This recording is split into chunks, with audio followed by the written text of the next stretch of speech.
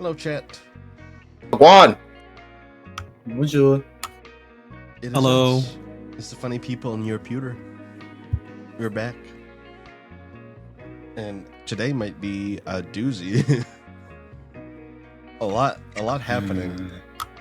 We have been hyped up about this particular session, especially considering after the events of the last one. Indeed. Side note, if any of you have not caught up, you can go to YouTube on Lizardfolk Lounge and find every single session that we have broadcasted and watch them all over again if you ever need to catch up.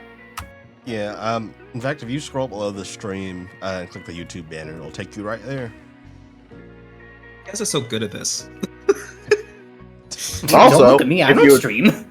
Also, if you would potentially like some Fear of the Stars merch, I designed an Ogun poster, so, you know. Indeed.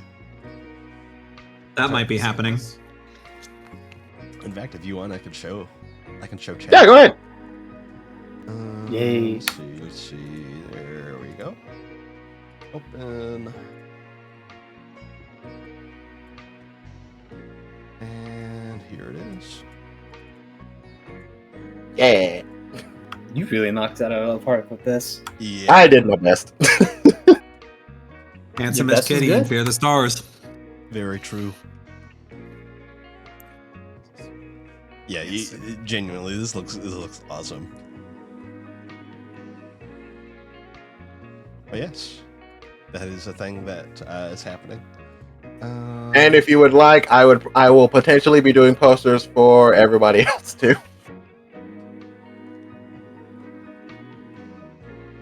Hell yeah. Let's see. Matt, have you gotten your water yet? Yeah, get your water. Get your water, Oh my chat. God, you stole his thunder. I just figured it was a good time. Because we all know, Zeke would let you get away with it if you didn't. Is this allowed? Are you gonna let them do this to you? I mean, hey, after posting, after showing the amazing thirst trap that is that poster, you're gonna need to hydrate yourself. You're so, gonna you know. need water, yep. Also, Lupin, count your weeks. You're lucky you live in Orlando. That's crazy. That's the Sorry, only time you will ever say I'm lucky to be in Orlando. I know, dude. It's like I can't go near Orlando. Oh, come I on. don't want to get. Oh, come on! Trash all over Orlando my feet. Orlando isn't that bad. You got Universal, you got Disney. Wait a minute. Late stage capitalism. That's it. Maybe it is that bad. No, it It is. sure As might someone be. who's been there multiple times in my life, I can confirm that's it. I live here and I disagree. Nah, fam, you haven't seen all Orlando. But yes, since we have a lot, I suppose we'll hop on in if you guys are ready. Oh yeah. Surge Binder, love and all respect, but I bet you're that kind of person to be like, so wow, everyone, look at this weather. What does that even mean? What does that even mean? Wow. Okay, It'll forever be a mystery. Anyway, you will see Garion and his shack with his radio. All right, let's get another one done. Welcome back.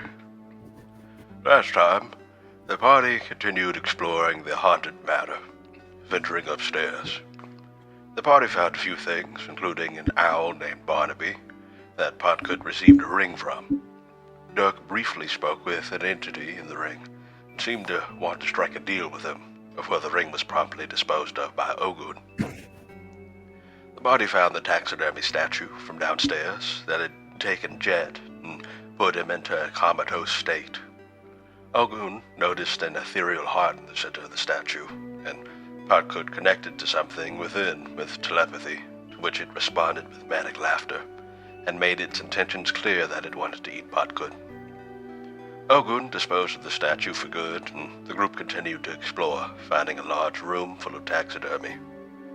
Taxidermy came to life shortly after, and the group fought for their lives, during which Dirk left the room and trapped the others inside, until Podgood finally got him to open the door. Following the battle, another of the missing teens was found, and Podgood learned of what Dirk did to his cloak a couple of nights ago. Podgood tried to attack Dirk and let out all of his anger, and after a talk with Podgood, he calmed down a little, and the group continued to search for the last teen, who they found shortly after and departed the lodge. Outside, the group briefly spoke with the ghost of the lodge, before Dirk took it into his hands to burn the house down, leveling it with his hammer and leaving nothing but smoldering remains behind. And that is where we pick up. But before that, a question. Another writes in and asks, when was the last time you felt like you lost control? What happened? Who'd like to go first?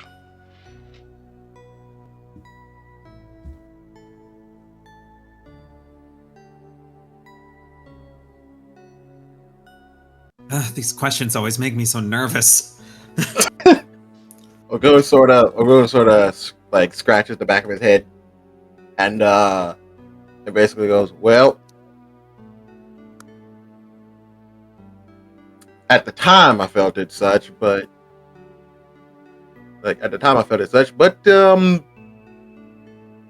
recent events have made it feel like it was a bit more justified. But if I had to think of a time when I lost control, it would have been the moment I punched Dirk not that long ago. Usually in better control of my emotions during the time, but well, tensions rose high, and y'all know how Dirk is. So it just boiled over in that moment."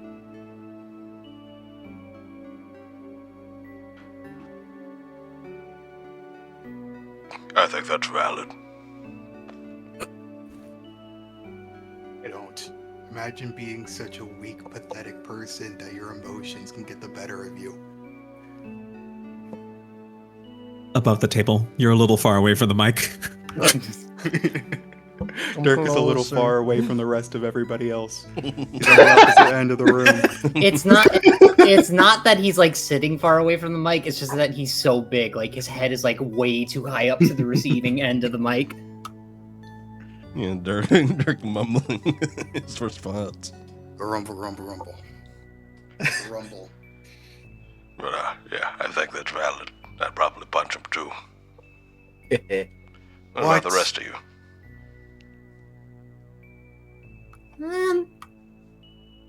Puck did try to make wildfire to help Forest one time. Almost got out of control. Noka's wings put fire out with wind, and Noka told Puck to be careful with fires. Fire can be used to help green and forests, if controlled. Very wise of your friend. Fire, it can be nourishing and dangerous. Puck knows. It's why Puck is very careful with fire. Puck could have used fire on Dirk, but Puck didn't want to. That takes a lot of restraint, kid. And what about the two of you?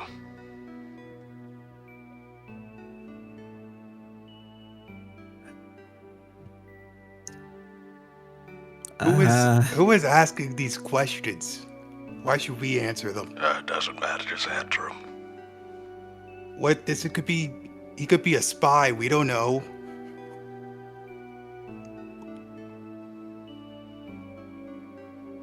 Honestly, I think I'm losing control right now. Like, it's just the parts I'm in control of is just how I respond to everything, but it's all just reacting.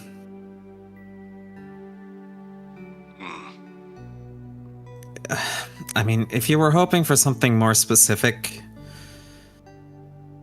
I guess I kind of feel like I've lost control since the blooming began all those years ago. I just keep doing the right things at the wrong time, or the wrong things at the right time. Yeah, I know how you feel. Kind of why I look the way I do. I've been there, done that. And what about you, Dirk?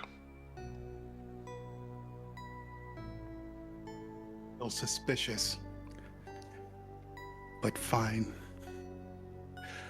I'd say the last and only time I've ever lost control is when I think we were on week 2 of my father taking all my food to give to that rat bastard. I wouldn't have survived without my dog. But after that, I yelled at my father. And now I don't really yell much anymore.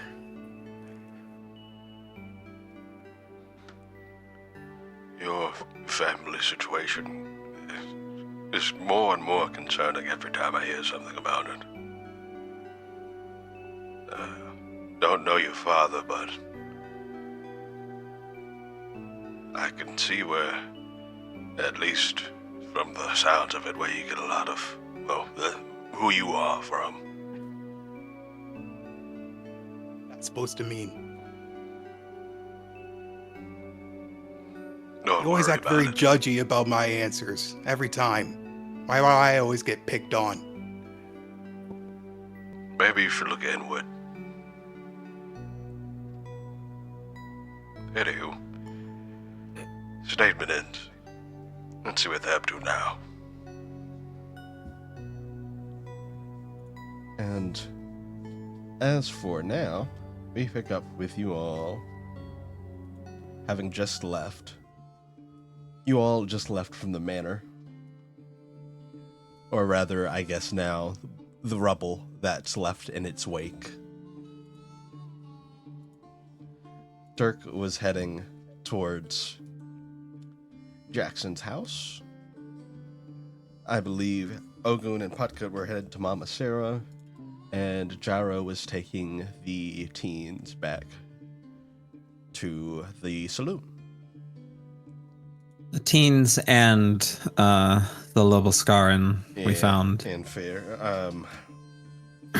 Yeah, and Ferric as well. Or, sorry, Lucian. Yeah. Let's see. Let me pull out the bag. Or Probably gonna something. need like 3 separate party Yeah. tokens. Dirk, you're going there. Jaro, you're heading there. Time-wise, it is reaching into the light of evening. I'd say about now, it's probably about 8 p.m. The sun is definitely set.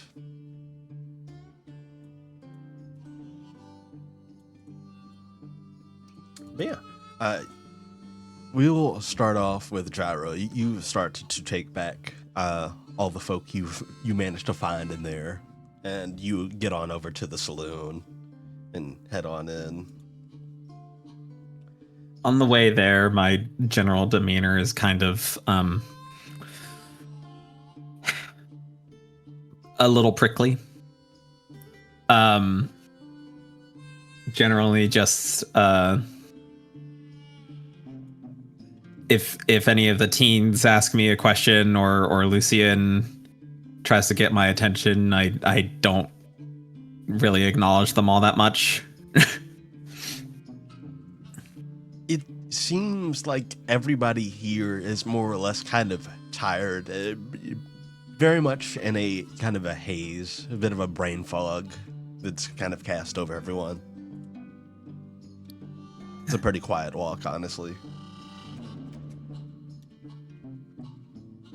Yeah, you get over to the saloon, and as you guys step inside, it turns quite a few heads seeing this group of people walk in. That being said, you do see the owner walk up to you. And she looks to be quite happy to see everybody. Harriet walks over to you. And you get her And arm. I sort of beam reflexively at her. You did it. I don't know what to say. I'm just so happy to see everybody safe. Thank you so much. Well, it was quite eventful, but I glance at the teens. Everyone appears to be safe and sound despite everything. Yeah, we're sorry. We didn't mean to worry everybody. Well, I mean, I guess we did mean to go in there. We shouldn't have gone in there. But yeah, we're sorry. Look, I'm just glad to see you all are safe, but promise me you won't be going back. We took care of that as well. There were some lingering spirits of old huntsmen. You see her pupils get small at that. You saw ghosts? They were friendly, for the most part. Oh, that's good to hear. That's alarming. But, I guess those tales were true then. Oh, by the way, are your friends alright? Or are they just elsewhere? They're just elsewhere. Oh. You can set aside their portions. Right, okay. Yes, and here's your payment. And yes, I will collect the young kobolds as well. She will hand over the payment that was promised. So again, you get a platinum pass to the Lavender Room. You get 125 wealth, and a night of free drinks is also included. Gonna be needing those. And for that round of drinks, just whenever you folks are ready, just give me a holler. Sure thing. I'll gesture to Lucien. Lucien, kind of in a daze, just kind of looking around, taking everything in. You can tell that a lot has changed since he was last here, since it has been years. Do I remember hearing Lucien's name? Yes. I was watching everything. Yeah. Did I get his last name? It was said to you, or at least his first name was. I don't know if he ever said his last name. Okay. Well, no, he definitely told. I'm pretty sure he told Potka. Yeah, he did. You know what? Let's just roll it. High, I heard the last name. Low, I didn't. Fair enough. Okay, low. This gentleman here is Lucien. He's about 8 or 9 decades out of time. Come again? I'm recalling correctly. I've been in the freezer in there for a while. And you see, her face goes through a range of emotions for a moment. she's processing like, is this a joke? And I shake my head when when I get that sense. you, huh? The freezer? It's a long story, but they freed me. Okay. He will need a place to stay while he Yeah. gets his bearings. I have a spare room. You are more than welcome to it. And any leftovers I have, I'm more than willing to spare. Thank you. I don't mean to impose. No, not at all. If you've been in a freezer, I can only imagine what you've been through and where your mind's wandering. So don't mention it. You just get cozy. I will produce the journal that I took from the head huntsman. Yeah, you pull out Gerard's journal. I picked this up while we were back in the lodge. Maybe you'll get something more out of it than I would, and I will hand it to Lucien. And yeah, Lucien will take a glance at it. Thank you. Yeah, that belonged to Gerard. Gerard, ain't that Trisha's great grandfather?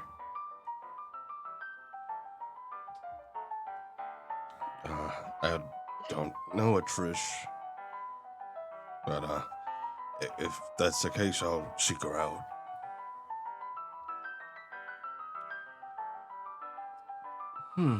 I have to talk with her. Thank you, Ken. Mr. Lucien, you make yourself comfy. And you kids, why don't you all stay? I've got plenty extra for dinner. We'll get you fed and get you home. Your parents are worried sick. I don't have anything to reprimand you on, but I'm sure you're gonna get an earful from them, so be prepared. And You'll excuse me for a moment. a few moans and groans. They take their seat. But yeah, she'll nod as you excuse yourself. I will head up to my room. Okay, yeah, you head on up there. Everything's as you left it. And I will close the door behind me and just sort of lean against it with my back.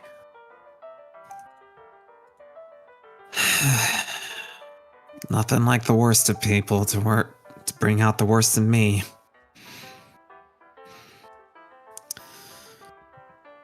And I will kind of walk over to the windowsill.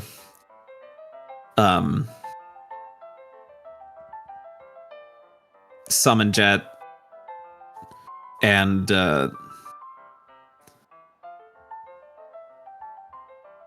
as I give him a piece of a ration from my bag, say to him,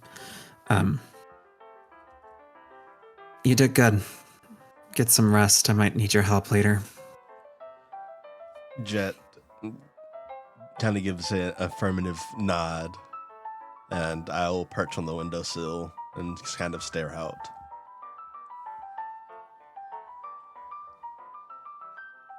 I say something. Yeah. Sure. After a few moments, Jet is going to fly off and not return.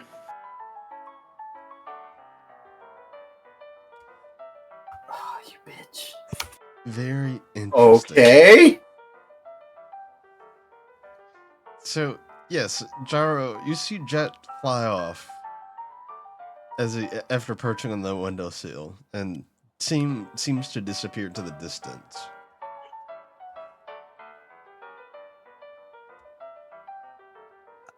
I would have to roll insight or something. Hey, make a vibe check. Well, I'm bad at all of those, but we'll see. Yep, not even close. You're not sure what that was about, but it seemed abrupt. Like maybe even Jet wasn't expecting whatever just happened.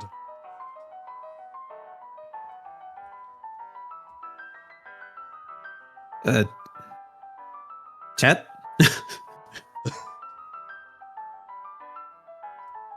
And there's no response.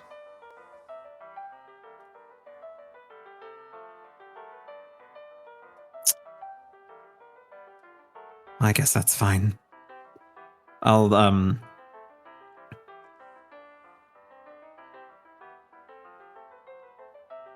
of like collapse onto my mattress for a moment.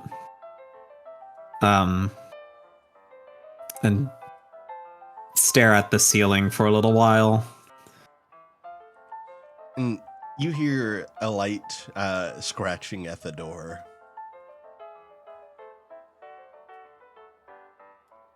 I will I'll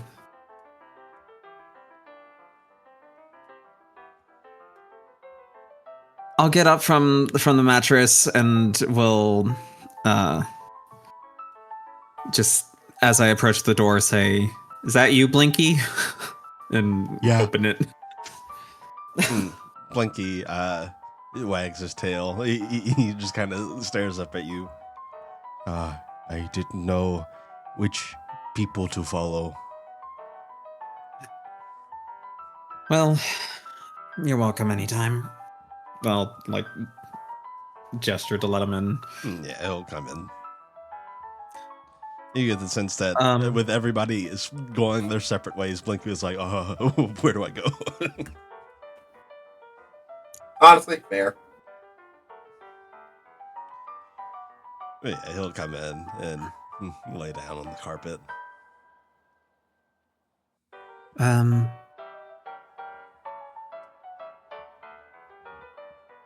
I'll think about everything that happened today.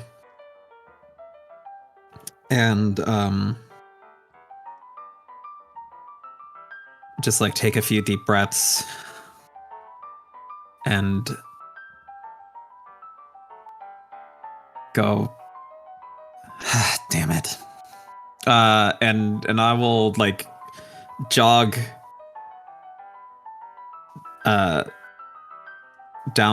back down and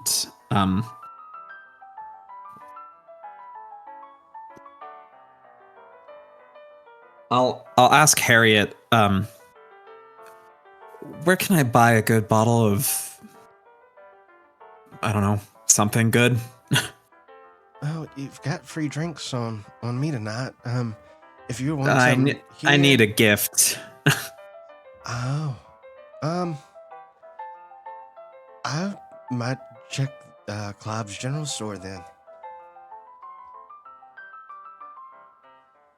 I'll see if I can find it out the door and what, left or right? Yeah, it's where you and your friend brought the linens from. Oh, of course. My mistake. Thank you. And I will jog over to Clive's. Yeah, you jog on over. Short enough jog. You step in. Clive, not necessarily that he is closing now, but he looks like he's starting to settle down for the evening. Probably not been a lot of customers in this late. But all the same, he looks up from what he's doing. Welcome back. What do you for? Hi. Looking for a bottle of alcohol or something. You looking for anything in particular? Moonshine, whiskey, or sours? I got a good collection. Got a bit of everything.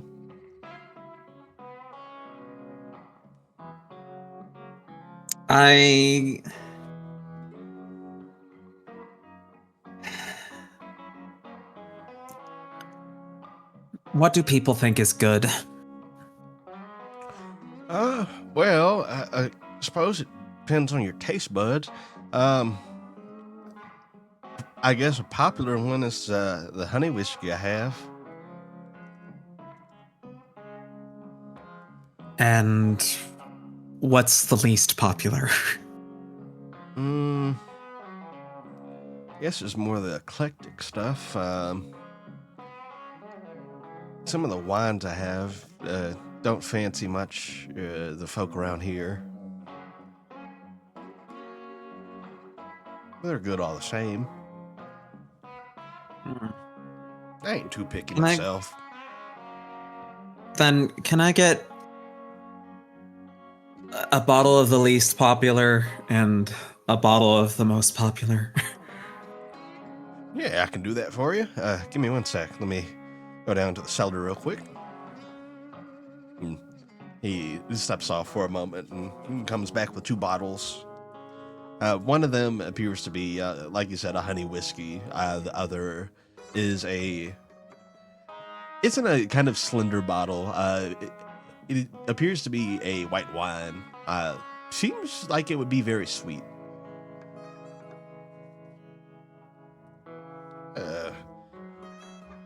Based on what folk come in and get as far as alcohol, I'd say least popular here, the wine, and most popular with the whiskey. And how much will that run me? All together, about 7 wealth. How much wealth did I get from Mariana exactly? From Mariana, let me see. The reward says 125, but I'm not sure if that was per person. So the 125 from Harriet, that was altogether 125. But you mean from when you guys were in Yesterhale? No. No, okay, so you meant Harriet. what I got just now. Okay. So that's okay. If I took pot cut and mine, about 62 on me. Okay, so I will hand over the 7 wealth as requested. And yeah, it'll get you both bottles. Wrap some in a very nice wrapping paper as well. Not necessarily gift wrapped, but just to keep them from shattering if they were dropped. Right. I'm assuming the wine is corked and the whiskey is perhaps metal. Yeah, it's accurate. I will just kind of like think about what I have on my possession and say, do you have a cork screwer? Yeah, I got a couple. Here, you can take it on the house. Then they'll hand one over to you. Thank you. Of course. It's been a long day. I can imagine. You look tired. In more ways than one. But thank you. You've been a great help. Of course. Hey, get you some rest. Why don't you? You as well. Take care. Have a good night. And I will return to my room. Right. Set the bottles of alcohol on. I assume there's like a desk in the room. Yeah, there's a desk as well as like a little end table. And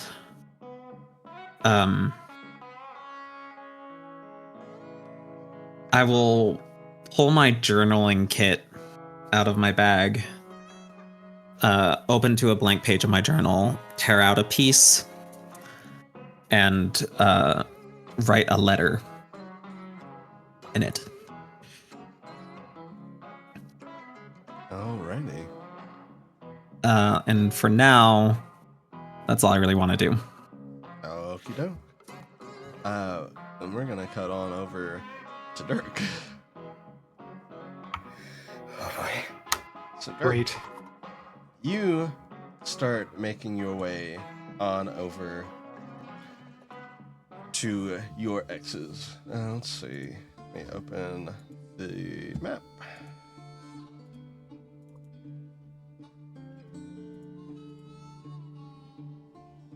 Yes, you make your way on over there, and are you just knocking on the door? Yeah, he knocks on the door. You knock on the door, and you hear footsteps inside. After a couple of moments, the door does open, and you see Jackson.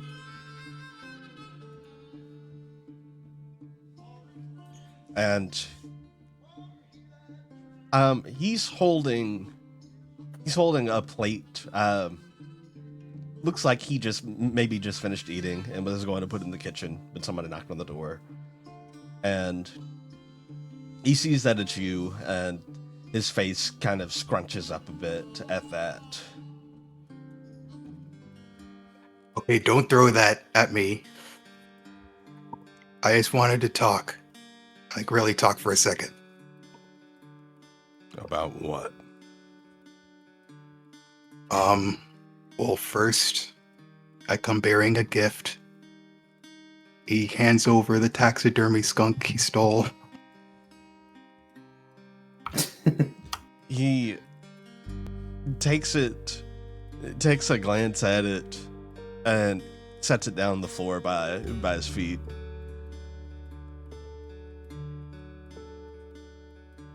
Can I come inside? He looks back. He kind of looks over his shoulder, and he contemplates something really quickly.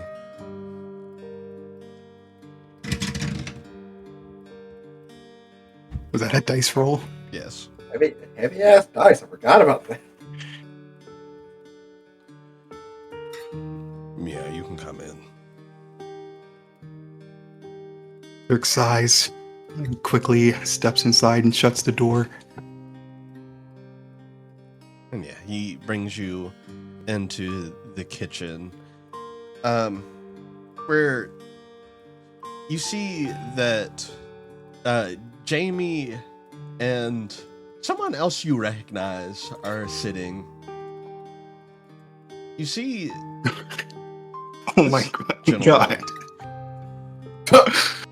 Oh no. Oh my goodness.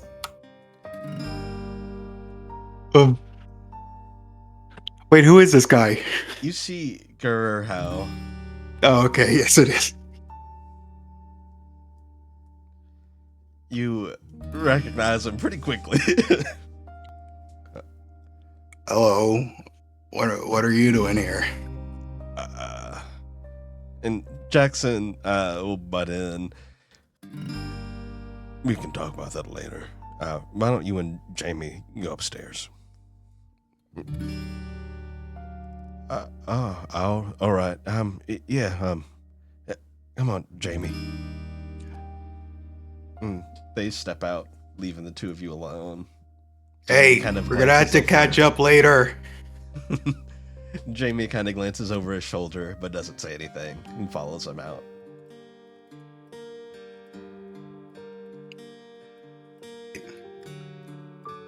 Good news, bad news. What do you want first? I don't care. Just give it to me.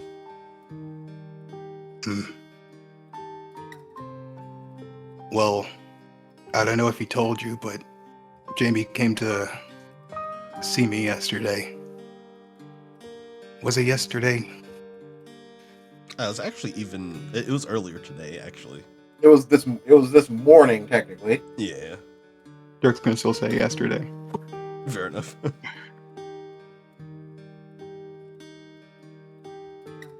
He did.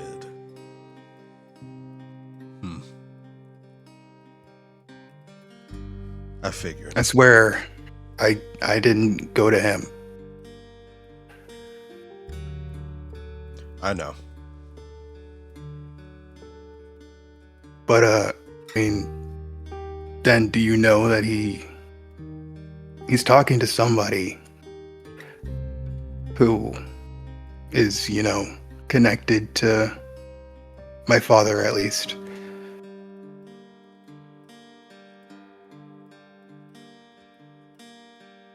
How much have you told him about your family, actually, is a good question. Literally everything. Okay. Yeah, he's been looking into that. He's been talking to me about it a lot. You're gonna stop him, right? He's not a kid anymore.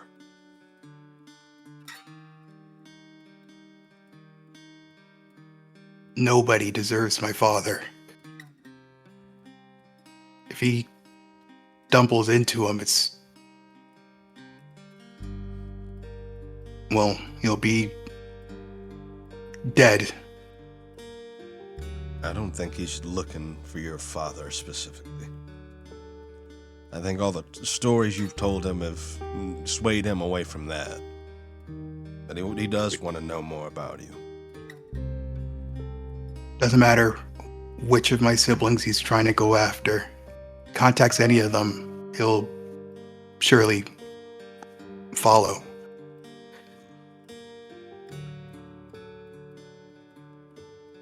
And that's what you came here to tell me?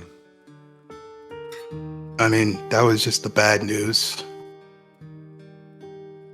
What's the good news? Do you remember when we got married, what I told you that day? I said that you were making a great mistake, and sooner or later you'd know me enough to hate me.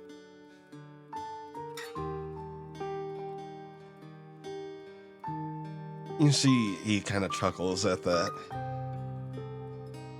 Yeah. Wish I'd have listened. Well, you don't have to, worry about me anymore.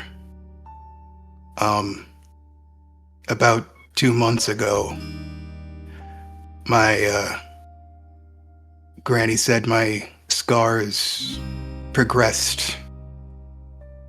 It's been choking me a lot more often.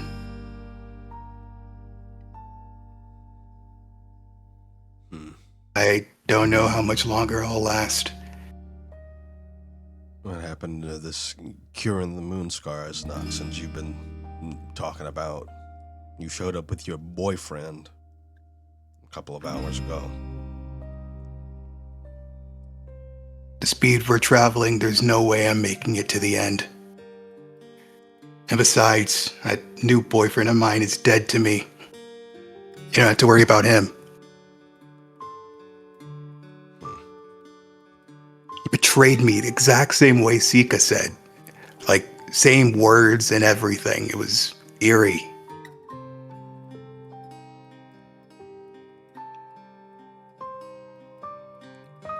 So that's it, huh? You're just gonna give up? I mean, I'm trying my best right now.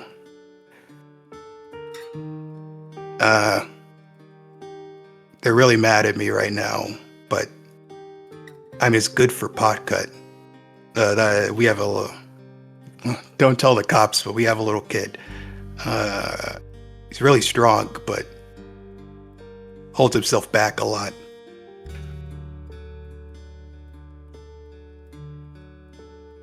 You should have seen him. He almost killed me earlier today. if I could just get him, push him a little bit more, he'll, definitely be strong enough to do this thing without me.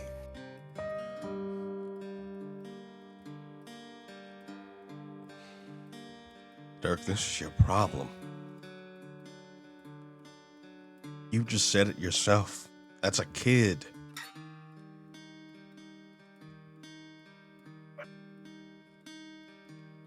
He can't afford to hide behind that. Besides, I never got the chance to be a kid. What makes him so fucking special? So that means that no one should? Not around me, at least. Well, now I imagine you know why a lot of people don't like to be around you. Mm-hmm. But hey, when I'm dead, cause for celebration, right?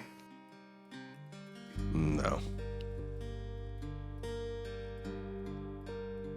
I never wanted you dead. I wanted you to figure out how much of an ass you were. For something to change.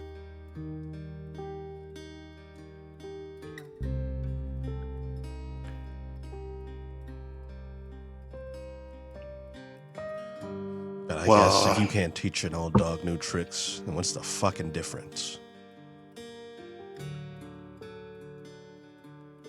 Well, that's all I really needed to talk to you about. I don't have much time, so I won't waste it here.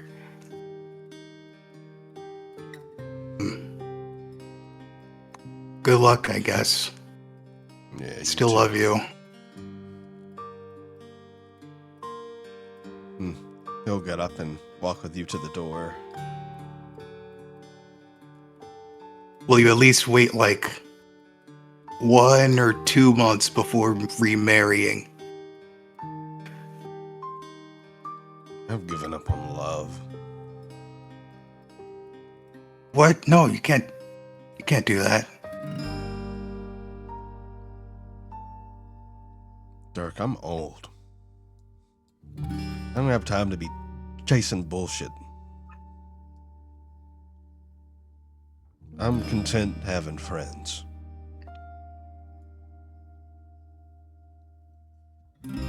I know somebody else who is old and who would be he's kind of like me, but better. But don't tell him I said that. But he would be a good person for you to date. And who might that be? He's upstairs right now with JB. See, he's already doing a good job being a stepfather. Well, that's the point. When you left, Gar stepped in. Not because he was interested in me romantically, but because he didn't want to see me and Jamie suffer.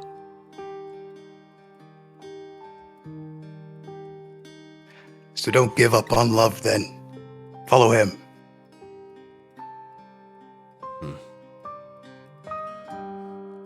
Maybe I will. Dirk pumps his fist. It's like, yes. Well, either way. Good luck All out there, right. I guess. Yeah, bye. See you at hell or whatever. Except I probably won't. Oh, shut the door. Dirk walks off, very pleased with himself.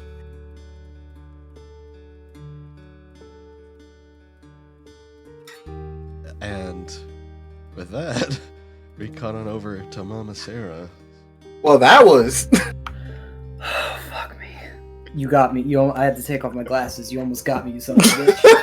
That was really good. That was really good. Sir, your Oscar's in the mail.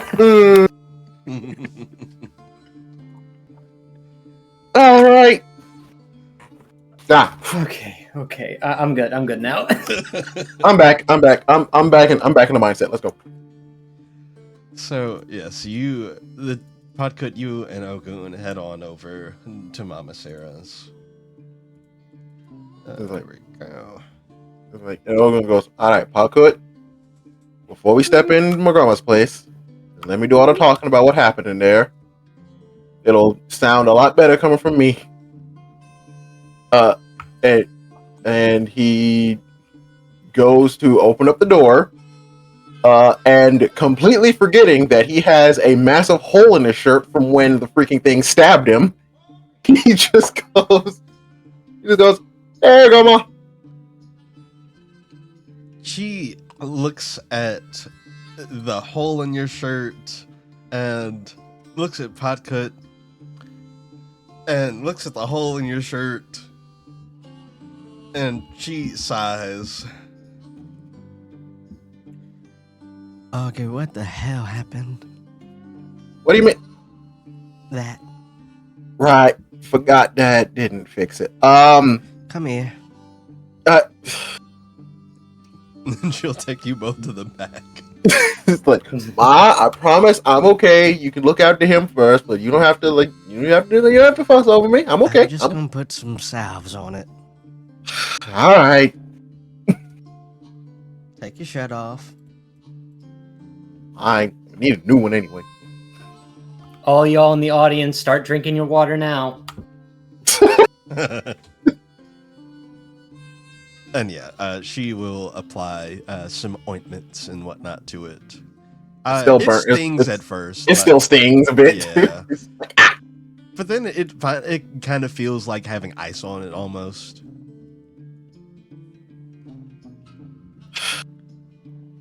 Well, what happened? It's a long story. Some of it I wasn't there for, but it's a long story. So, where to begin? And then Ogun just sits down and just basically relays to her all the major events that happened. Well, all the ones he was there for, honestly.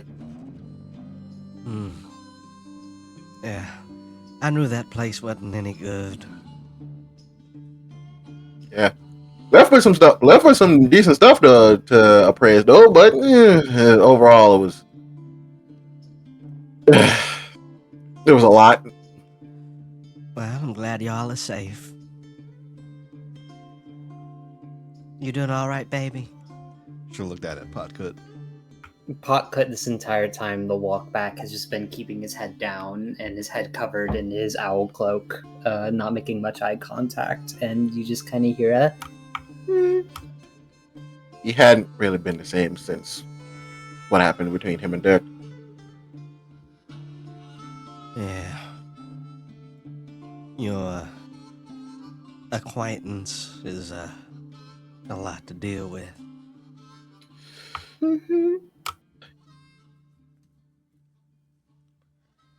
Oh yeah. Why don't I get y'all something to eat? And Mama Sarah, hmm? can Potcut have candle instead, please? Yeah, I can get you a candle, baby. Okay. Ogun raises an eyebrow that is like, I heard him like in his head he's just like, I know he usually eats bugs, but what's this business about a candle? And yeah, she will get you a candle. Potcut will gently hold the candle by the wax by his two little claws, and he'll just shuffle out of the seat or whatever he was sitting on and go. Okay. He's gonna waddle over to the bedroom, Night, night. and he's gonna shut the door behind him. Oh, night, baby. Let me know if you need anything.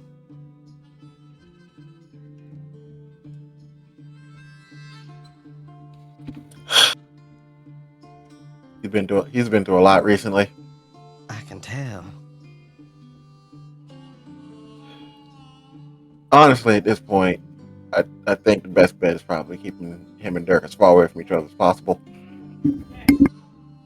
Little hard to do when you're traveling together.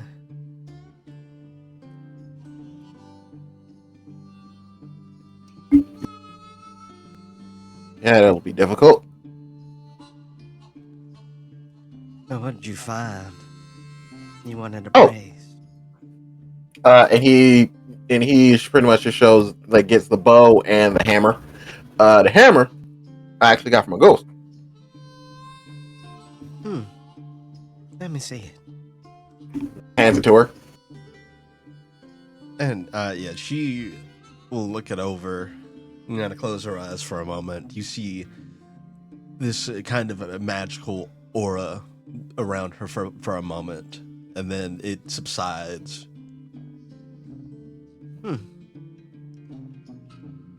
Here. And she'll hand it back to you. And We'll take I it. will send what that does. This is a infusion hammer. And let me actually type the description up because I didn't copy it. Oh.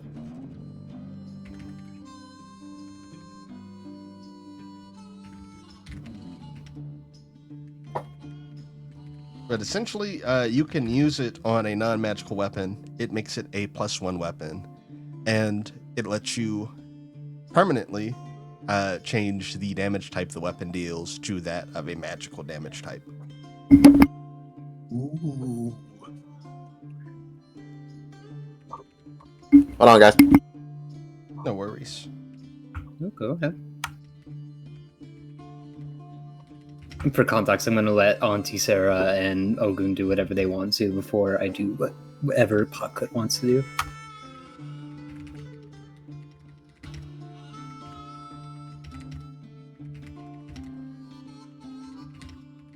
And a magic damage type would be arcane, psychic. All right, I'm back. Sorry. You're good. Sonic, holy, or umbral. Actually, I don't remember if I made sonic damage physical or magic. Let me see. Give me 1 second. Damage. Okay, so I did make it physical. Okay, so yes, it would let you change the damage type to either arcane, holy, psychic, or umbral damage. And you would choose when you use it which are those damage types you want to apply to it. Ah.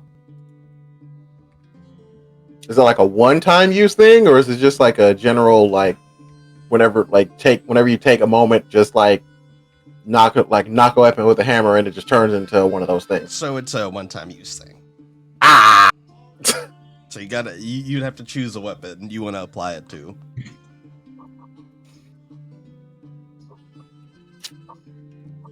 Ogun's just like, well, I'll just keep that in my back pocket. What else did you have for me? This bow here. Let's have a look. Oh, this is real pretty. Yeah, Gyro picked it up from from something. I'm trying to remember. I can't remember exactly well. Yeah, she similarly will look at the bow as well. And let me grab that. I do have the description of that in one of my note sections. It is here.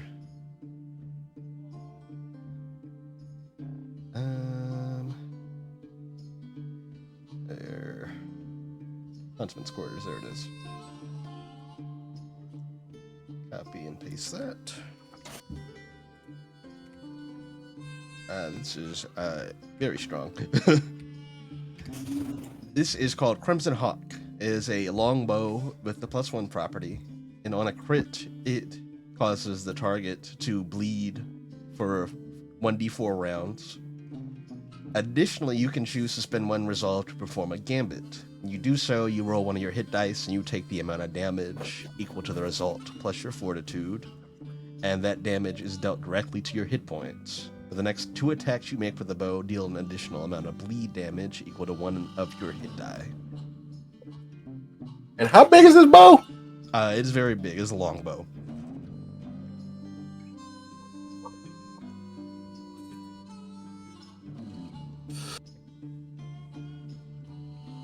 Erk's got a bow on his artwork. Just saying. I was about to say, just like the only person that we know in our party uses a bow is Dirk. He's got a very large hit die. There's only one person that I know that can actually handle this goddamn thing. Well, it used to belong to Gerard, so that makes sense. No, I mean only one person that I know that it would be of use to. Yeah, I know who you're talking about. Ma, can you just hold on to that for right now until I figure out what I want to do? Yeah, I can hang on to it. Thank you kindly. All right, and also, can you do well to look after Potcut for a little bit? He could use the guidance, if you know what I mean. Yeah, I'll look after him. All right, I'm gonna go regroup with Gyro and see what our next move is. All right, I'll be here. All right, love you, Ma. Love you too. All right, and Ogun leaves, just leaves the store. Actually, before he leaves, he goes over to Potcut's door, knocks twice out of courtesy. Doesn't try to go in, just knocks twice, letting Potcut know that he's right there, and goes.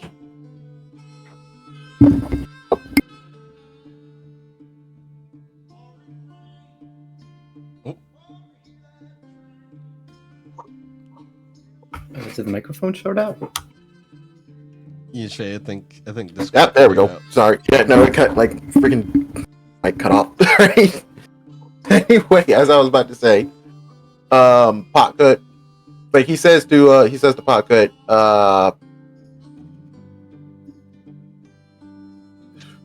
he was like, all right, Potcut, I'm gonna regroup with Gyro for a little bit. I'm leaving you here with my grandma. And just know that if you need to talk to her about anything, she's gonna be right there, okay? There's no answer behind the door. Yeah, that sounds about right. All right, Potcut. I'll see you later, okay? And then Gyro leaves and goes to regroup with Gyro. All right. Meanwhile, what is Potcut up to? So we'll say, I guess, during the time Ogun and Aunt Sarah were talking to each other, Potcut, he gently climbs under the bed that he claimed as his own, gets right under to get some space in the dark. He spends some time by pulling out a dagger in his inventory and directly into the wood using the tip. He's going to try etching the sigil that he put into the forest a day or two ago onto the ground. Oh, no. After doing so, he doesn't make it 15 by 15 this time. He only makes it a few inches big. And he places the candle in the center, uses two of his fingers, simply rubs them together to cast flame on the wick and light a fire. He's then gonna look at the symbol and contemplate for a little bit, feeling kind of null, but wanting to do things. He holds up the dagger by the tip, and he gently pricks his thumb and snaps out of it for a moment, just goes, sucks on his thumb for a little bit, and then sighs, and he's gently gonna press on his thumb and let some of the blood drip onto the sigil. And as you do this, as you perform the ritual, you feel as though you're connecting with something.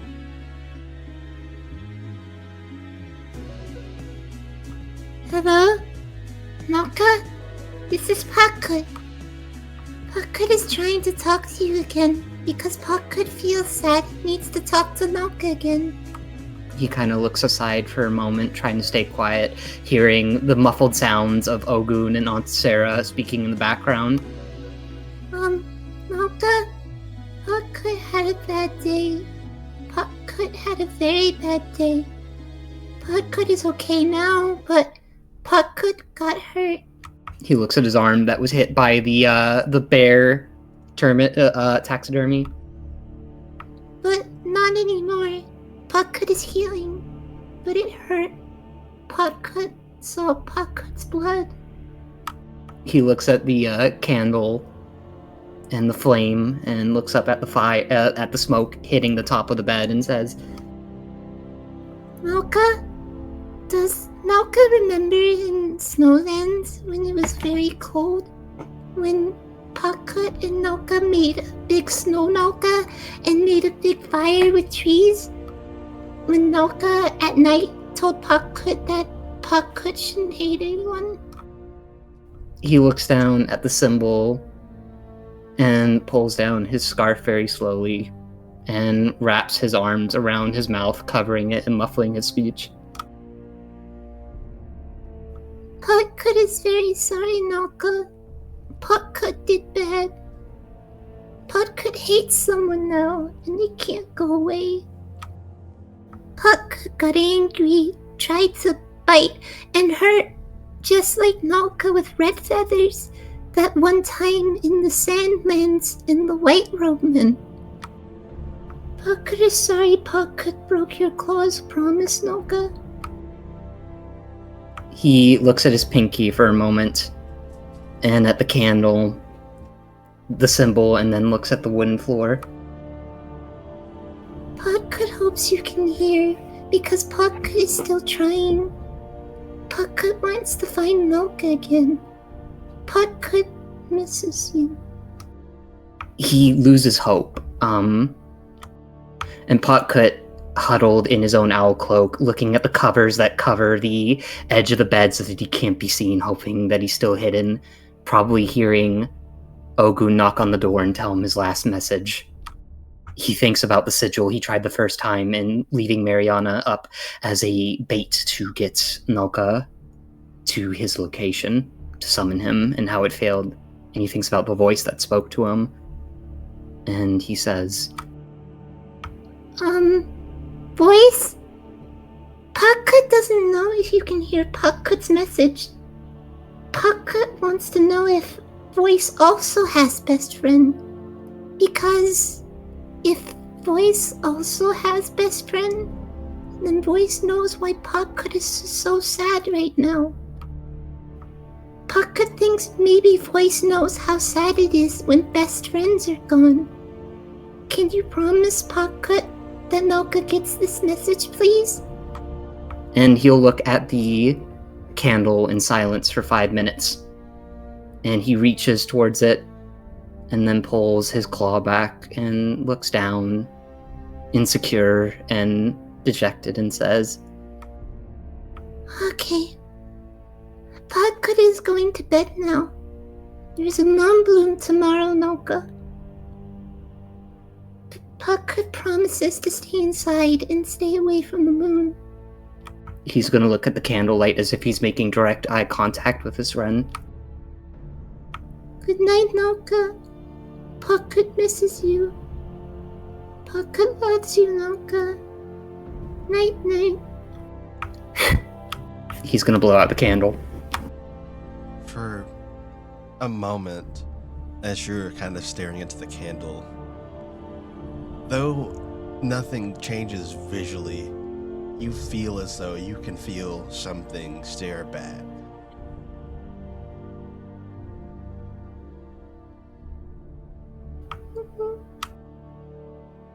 Puckcut is going to pluck the candle out from the symbol. Some of the wax probably dripped over it now.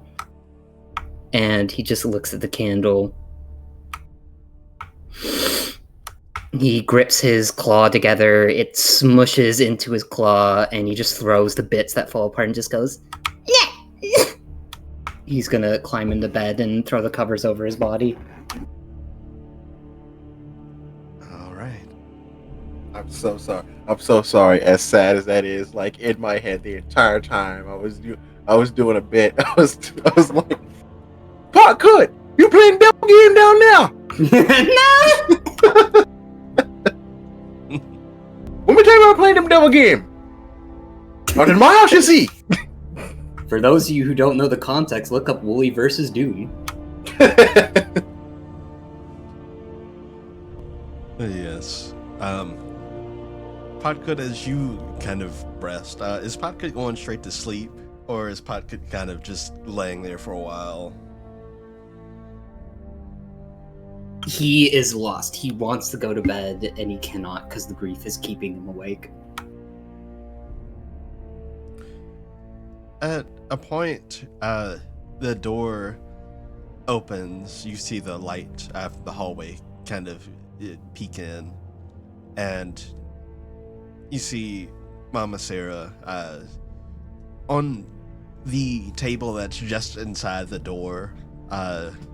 She kind of reaches in, sets down a glass of water, and maybe some cookies. And she looks over in your direction and just kind of nods at you, knowing that you're probably going through a lot, but not wanting to intrude, but still offer some comfort. And she'll shut the door again. You hear her footsteps go down the hall. He's gonna get out of bed dejectedly, pick up the strange thing with black little spots on it, take a little nibble, and his eyes grow a little bit. He starts eating the entire cookie and reaches for the next cookie in the water and realizes that he snapped out of his grief, and he just dejectedly and tucking his owl ears down grumpily says, Darn it. he's gonna eat the rest of the cookies and water and get back in bed. Yeah, they're very good, and they help calm you down a little. We cut back over to the saloon, but also quickly, where was Dirk headed after he left from Jackson's? I think he goes over to the quest board, looks them all over again. You glance at the quest board again, and you can see that obviously the two you guys pulled down are gone, but also the one involving the expedition with the Huntsman's Guild has been taken down.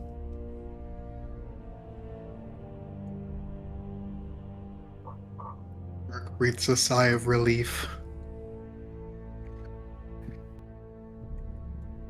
He doesn't really know where everybody else is because he didn't pay attention. So he just sort of like aimlessly is wandering around. Okay. Yeah, you wander around a bit, and I would say you see Ogun. Maybe not necessarily that you two bump into each other, but you do see Ogun heading towards the saloon.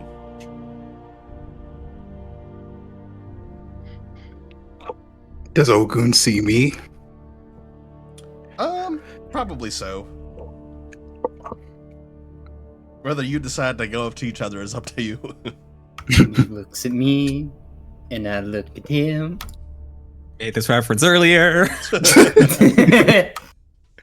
Honestly, I can say this, like what Dirk sees from Ogun, aside from a brand new shirt, because obviously he had to get a brand new shirt, is like, you remember that, the poster I posted? That, but without the gun in his hand. That's basically how he's looking at you right now. That's basically how he's looking at you right now. Like the cigarette in his mouth and everything. Can we pull up the poster again? Yeah. And like Flex on Photoshop it out one the more gun? time. Hold on. Ogun walking up like, "Ayo, Dirk, you peep a fit." I'm seeing the fit, and it's pretty good. So yeah, like this.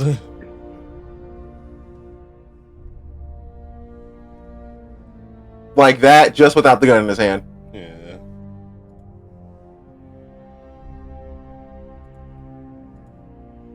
I mean, he's peeping the fit. It's pretty good.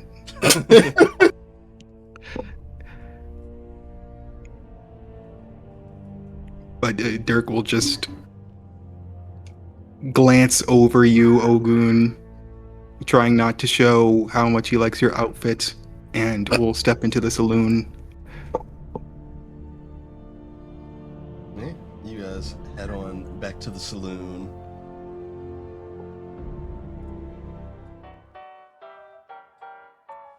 And stepping inside, you notice the teens from earlier are here. They look like they're all over at their own table. They had a meal and look like they're contemplating when to go home. You see Lucian as well, who's just staring into a half-drinking mug of ale, just kind of wondering what to do next. But, I wander over to Lucian. yeah, you head on over. He looks up from it, seemingly coming out of a daze as you approach. I'm taking it from the half pint you already took. You already done drank. You're not doing so well, are you? It's just a lot to process, I think. Yeah, that's understandable. I'd have a lot to process myself if I'd basically taken a frozen nap for a couple of decades. Everyone I know or knew are probably long dead.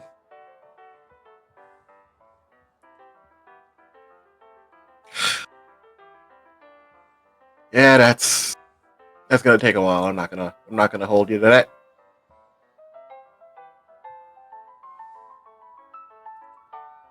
Got a clean slate. Let it be an opportunity to make better friends. I don't think I could find better friends. Well, actually, I do have a question for you. Yeah, sure. How good are you with a longbow? He kind of looks over in the seat next to him where his equipment is. He does have a longbow. Want to come with us? What? I'm not inviting this guy. Are you sure? Yeah, we can always use more people. No, we don't.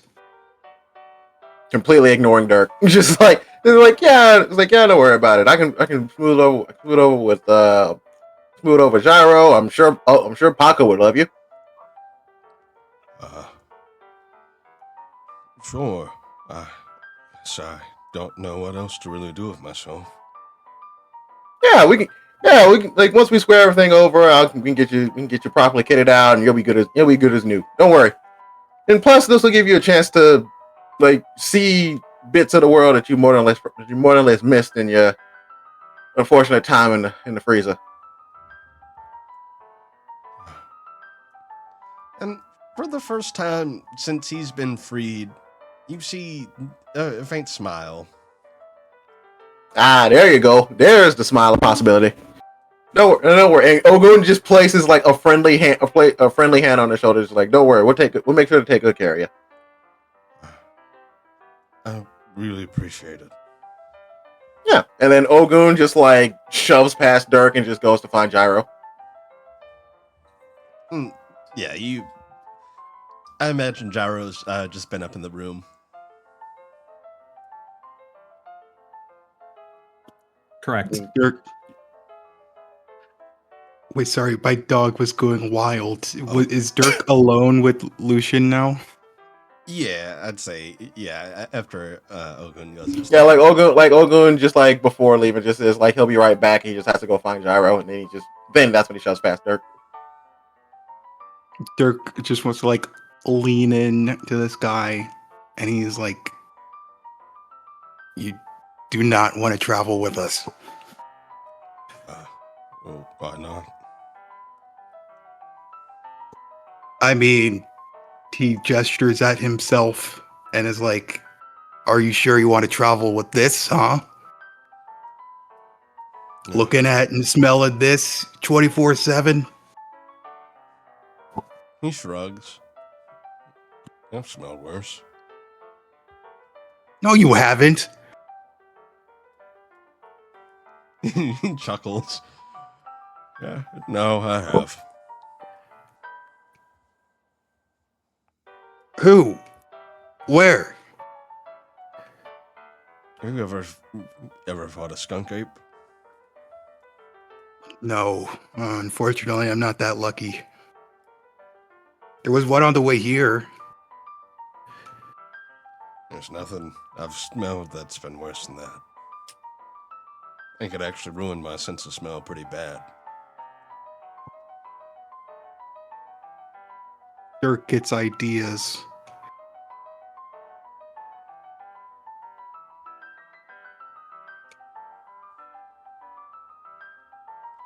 Hey, yeah. Ogun, heading upstairs, you would find Gyro easily enough. He's in the room. Yeah, I do again the professional courtesy of knocking before entering the room. Yeah, Is it? in Gyro, if you've just been sitting, at some point Blinky would have laid his head across your lap and very promptly fell asleep. But Yeah, after the knocking on the door. I would have finished my letter by now, and I'm just sort of lying back on the mattress, not under the covers, but still contemplating when I hear you knock, and I say, "Who is it? It's me. Come in." Right, and I open it, and I open the door and enter it. You go, oh well, aren't you cozy? Cozy enough. All right, and then Ogun like shuts the door behind him and goes, so, drop pot cut off at my grandma's. How's he doing? He's quiet, which is concerning for me, but my grandma has a way. My grandma has a way with people. Like I get the feeling that she'll get through to him at some point. So I'm not all that worried about that. But I will say, we might have another person joining us. I'll like slowly sit up.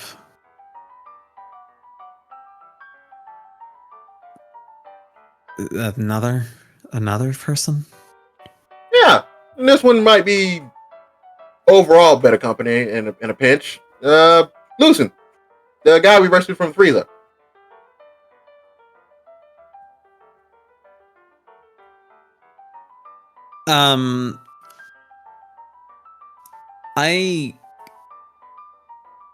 My face registers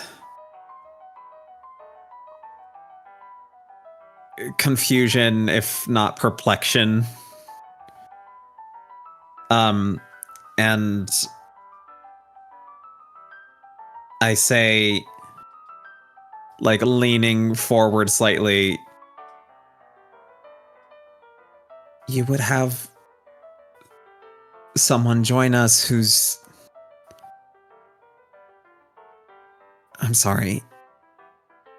Can you explain your reasoning here? Well, given the more recent stuff we have come up across, I figured that it would be better to have an extra A set of eyes, B set of skills, C set of fighting ability to help us out if we would ever get into a pinch like we were in today. And he, like, unfortunately, is a man out of time, so he doesn't exactly have a lot going on with himself. So I figured it's a perfectly mutually beneficial like thing for us. He doesn't have anywhere to go. We might need the extra support. Plus, he's a tracker and a hunter.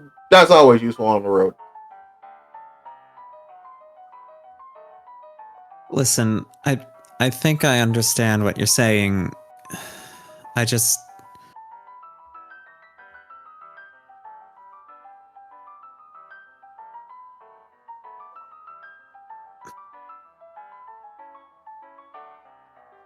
I have a very complicated expression on my face. I'm gonna roll to see if I can pick up on it. Yeah, I guess go ahead and make a vibe check. Come on, baby, give me a good. Damn it! That doesn't do it. Your cowboy boots aren't saving you now. Um. l- Luckily for you, you don't really need to read the emotion on my face so much because shortly I'll say I think it's kind of maybe not a good idea to bring someone with us who has never dealt with the blooming before. Hmm.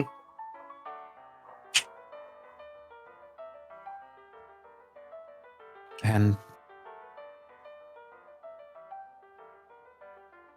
they would be safer here.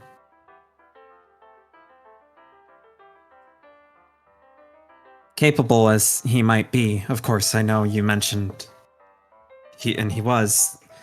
I heard all that, I promise. He doesn't know what it's.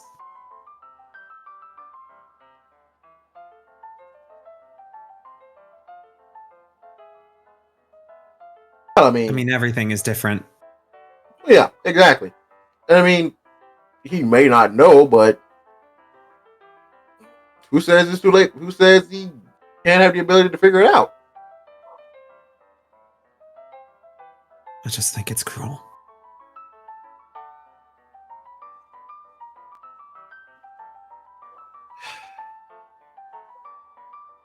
Well, Look, can't if say. you're vouching for him, I won't stand in the way of that. But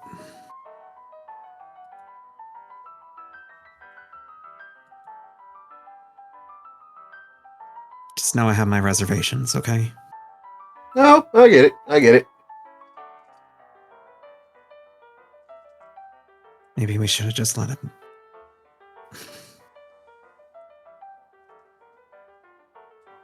And you see as I turn my head as I patch myself on that and feel bad about saying it at all.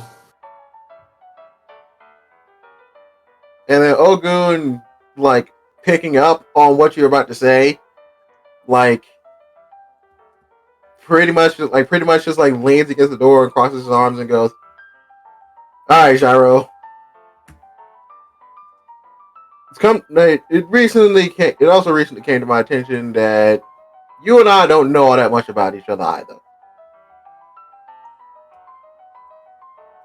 Yeah, you know. So I can get a better idea of your thought process in this. Beyond the reservations that you seem to have, that you not even seem, beyond the reservations that you have in the current about inviting them along, there seems to be something else that's holding you up." Something else. uh, Care to elaborate a little? I noticed that. Well, I've seen to pick up on the fact that you're. I mean, listen, you and I both know about what happened back at the house with you. I am assuming pulling a gun on Dirk in the hallway.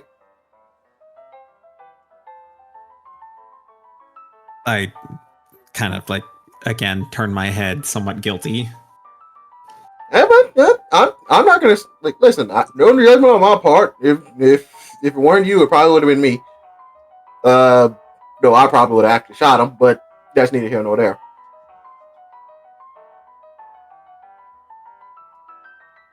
I just want to know.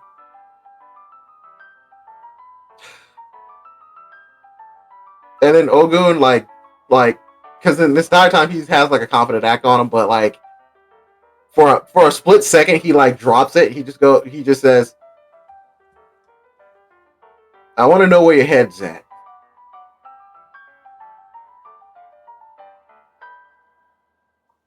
I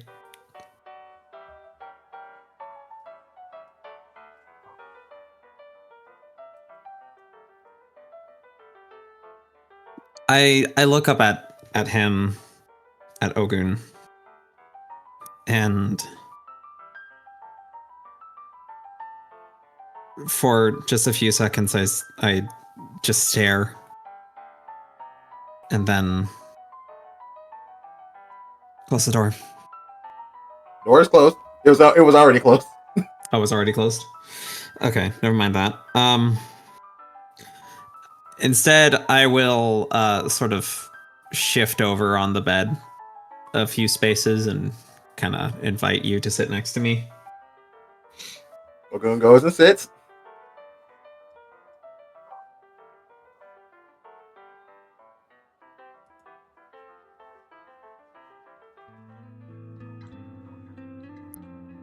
What? Do you remember what it was like when the blooming first started? Like flashing back to the moment that he got his scar, and like the lead up to everything happened back before that. Vividly.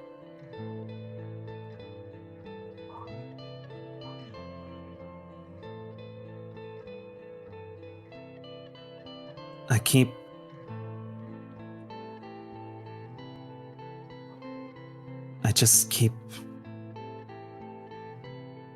seeing Rycoat and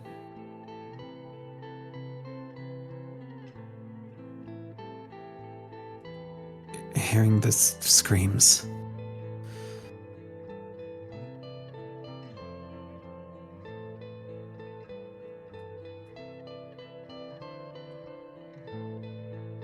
It's like people, you know, you hear this thing, everyone's thinking that it's time to turn in for the night, and then you hear this wail. And then how is anyone supposed to know if you walked outside and just saw?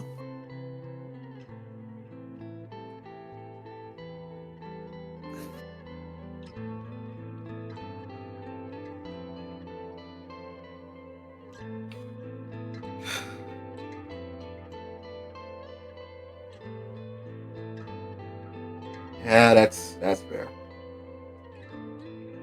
I mean, this was so long ago now. But it changed me.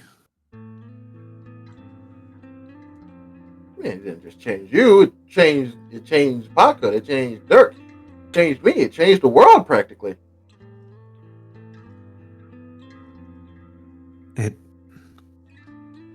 No. Well, yes, but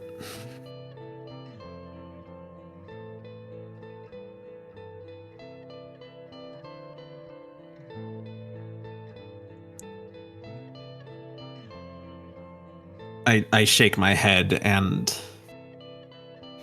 kind of like pull my face into my hands, and I'm like, I don't even know what I'm saying.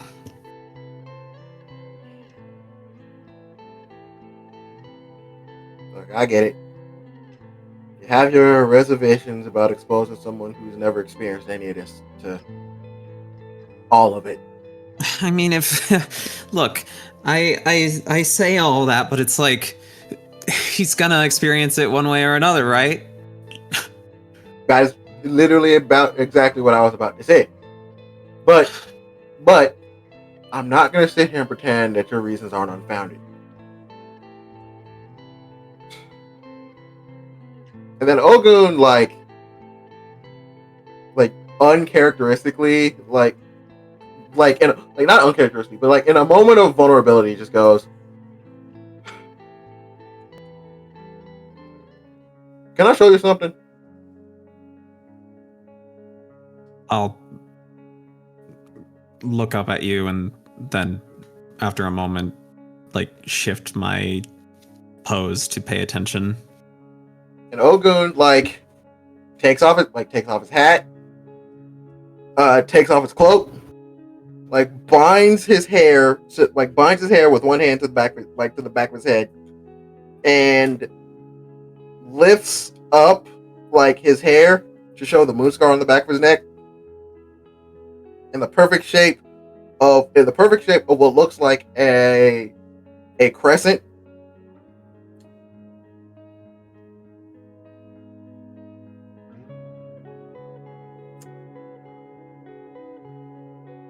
I got this pretty early on before meeting all of you. Before all this, and he like drops his hair. I wasn't living all that well. I was practically out on the street, all things considered, because of events that had happened to my parents.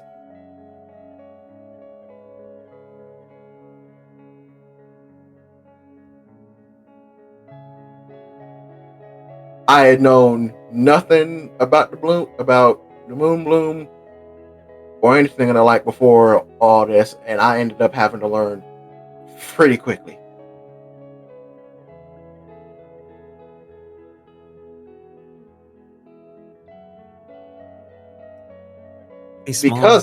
Because of that, I can say with great surety that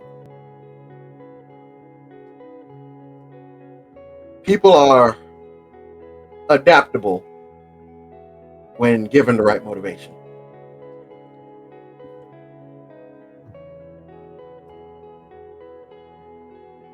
And sometimes the cruelty of the world forces you in a way to be cruel, but also forces you to fight against the cruelty with all you got. Now, I don't know how strong of a will Lucian has in this regard, but I mean, we gotta give him a chance to at least experience what the world is as it is right now. Because unlike us, he's not marked. He doesn't have to worry about these. And sometimes having that kind of perspective, having that kind of light amongst us, might give us something to be adaptable for.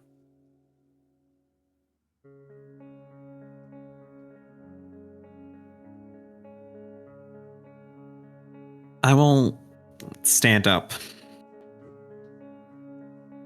and take a few steps forward and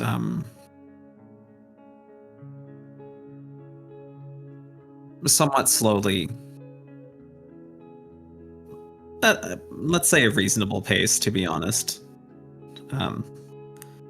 I doff my jacket, which you realize actually the inside is lined with leather padding. And it's just me in my tank top and my pants. And I then, since we're sharing, and I actually just take off my tank top entirely. And my moon scar resembles tangled vines. Each star of the constellation a set of thorns.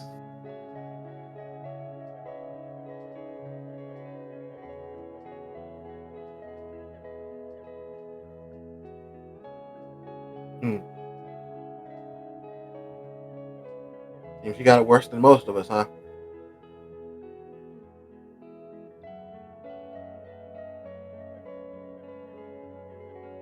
It's weird. I don't know if I've really ever shown anyone else but my best friend this.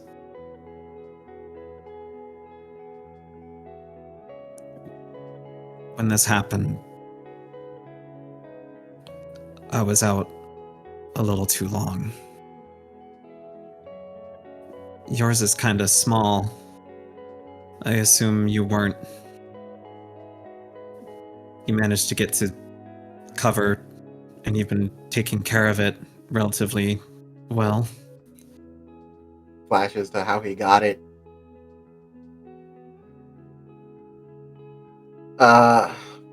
Lagoon just goes, something like that.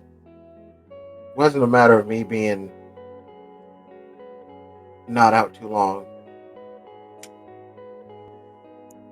More like I was stuffed in a box, and this was the only part of me that wasn't covered.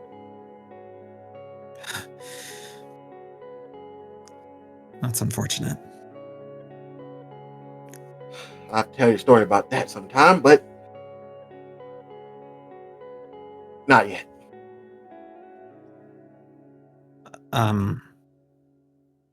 I start putting my tank top back on, but I leave the jacket on the ground.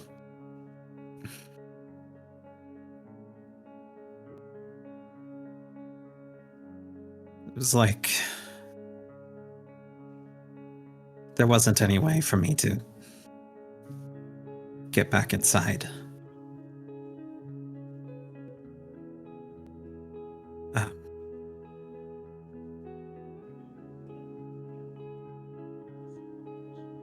Just several minutes of burning. I guess I was lucky.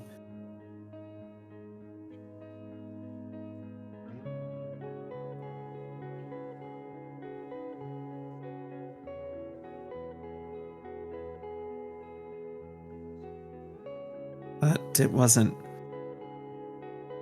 It was like this wasn't the only thing that the blooming did to me. It's like I looked up at it and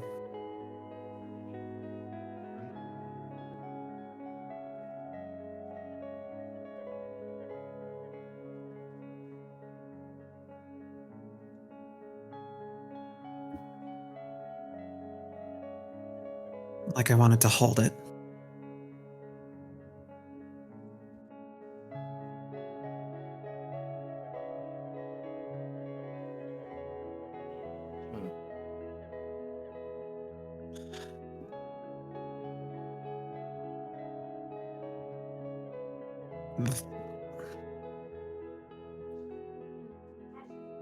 I'm just trying to keep as few people from getting hurt as I can.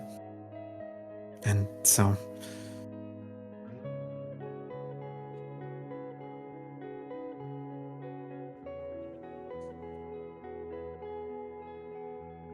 Logan chuckles to himself a little bit and just goes,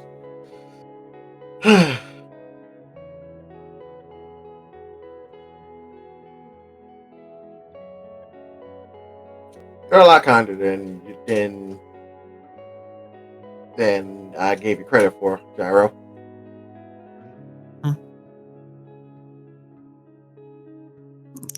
turn and look at you. I just said you're just a lot kinder than I expected.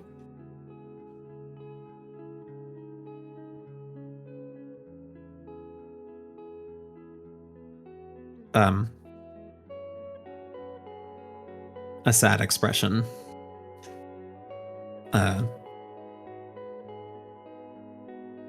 Sort of washes over me. And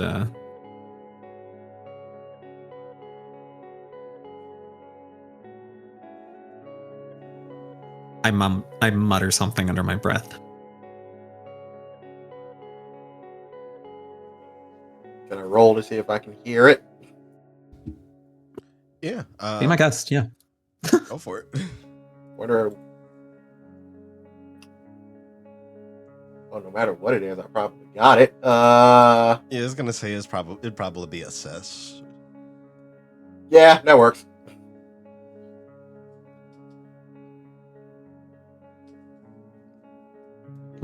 What you hear me say is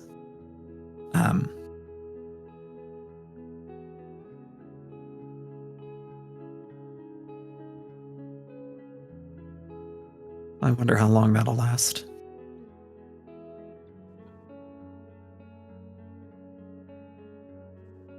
Ogun, pretending not to hear that. No, like not knowing what to make of it, but also pretending not to hear it, and just going, and just goes to grab his like cloak and his hat, just goes, all right, well, that's enough hemming and hawing up here. They offered us free drinks downstairs, and I think it's about time we take it. I think after the couple of hours we just had, we need to take advantage of it. So, and he like grabs Gyro's like jacket, like tosses it to him, and just goes, "Get your jacket on. Come downstairs when you're ready." Wait. And I will like quickly jog up to him as he starts leaving the hallway, and I just kind of point down the hall, and I'm like, "Which of those rooms is yours?" And it's literally the one directly beside you. Okay. Cool.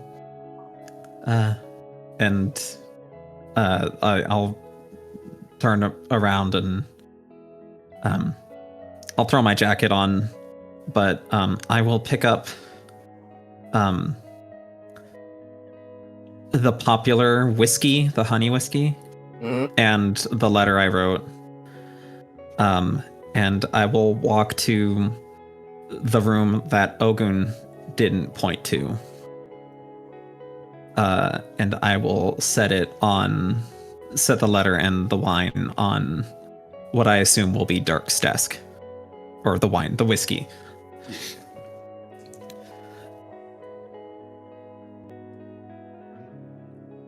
Yeah, you do so. I'm really trying. And hoping this time that Ogun didn't hear that.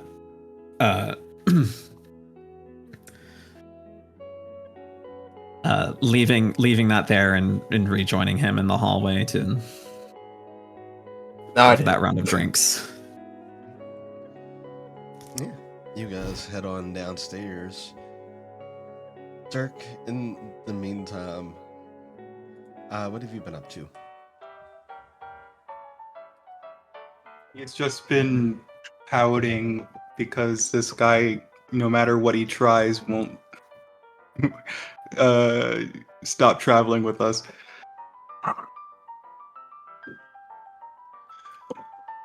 At a point, you hear the door open, and you see a familiar face. And he makes his way over to you.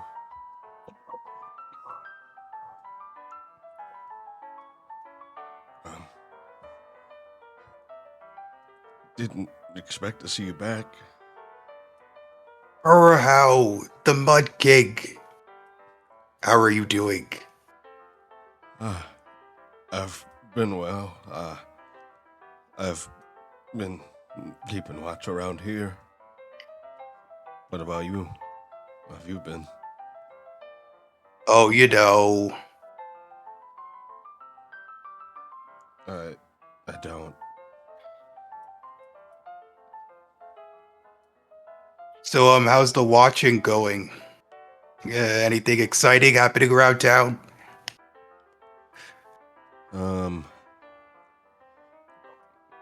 Aside from, I guess, the giant crab monster, that's been causing problems. Not too much, really, except the comings and goings of those priests. There's priests coming through? Yeah. White robes. What for? Say they're helping people. People with wound scars and other things. We haven't seen them come back. Kinda worried. The kid's kind of scared of them. He kind of quirks an eyebrow. You mean Jamie? Sure. How was JB, by the way, when, you went upstairs? He wanted to listen, but I talked him out of it. He has a lot going on. He's Like what? well, me, him and Jackson are gonna be heading up to Rycote, probably soon. He's gonna be taking his Magister trials at North Point. If he succeeds, he'll be honored as a proper Magister.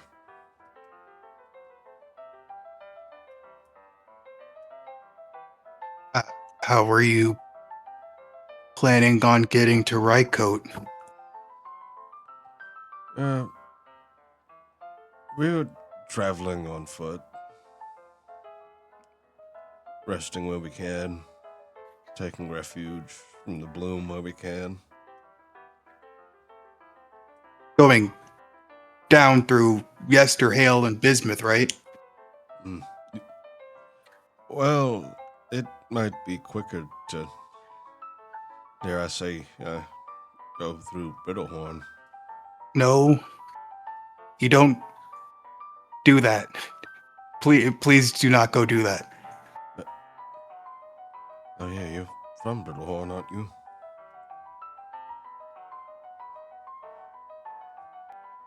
Is it that bad? I've heard it's dangerous.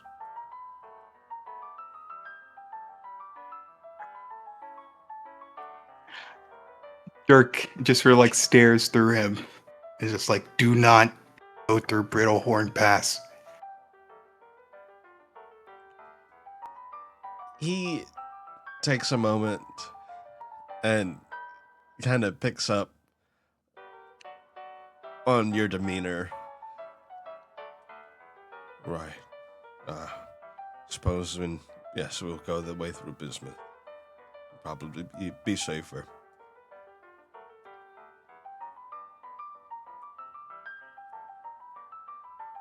See to it. Don't let them talk you out of it.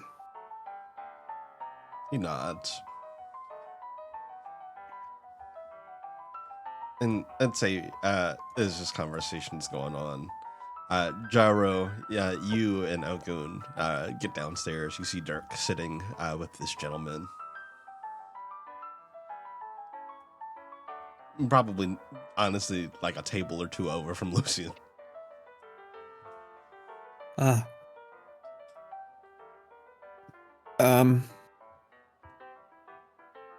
Do you think we should leave him be? Yeah. Whatever.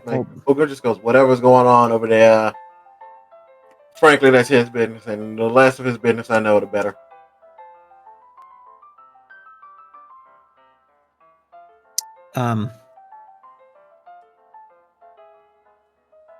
Sure. You can go take a seat. I'll be right there. All right. I will approach Dirk really quickly and just go, sorry to interrupt. What would you like to drink?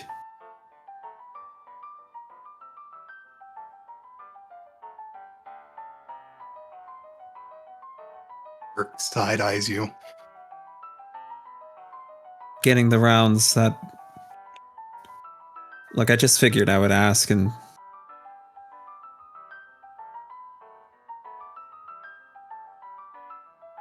How?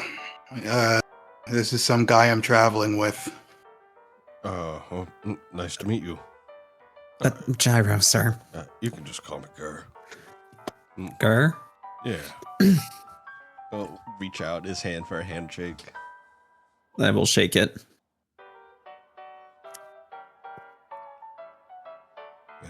Yeah, Dirk's a good friend of mine. Oh, I see. Well, I won't interrupt you too long. I just wanted to save her, the gesturing towards Harriet. Too much trouble walking back and forth between all of us. Really, what would you like to drink, Dirk?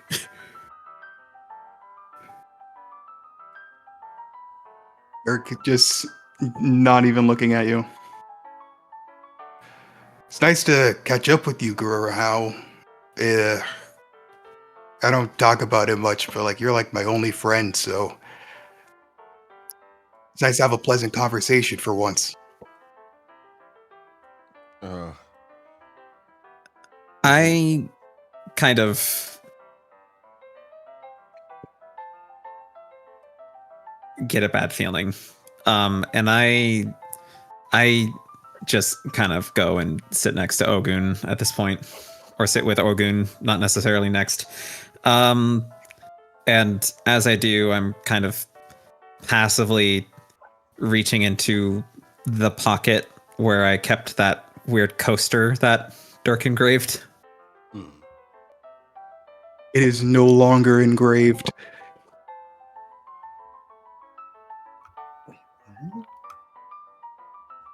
And I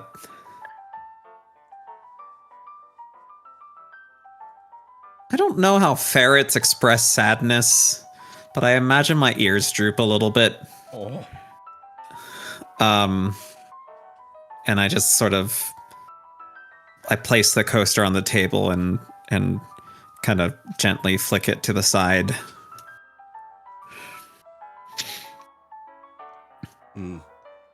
Gar will look back over at you, Dirk. Is he not your friend?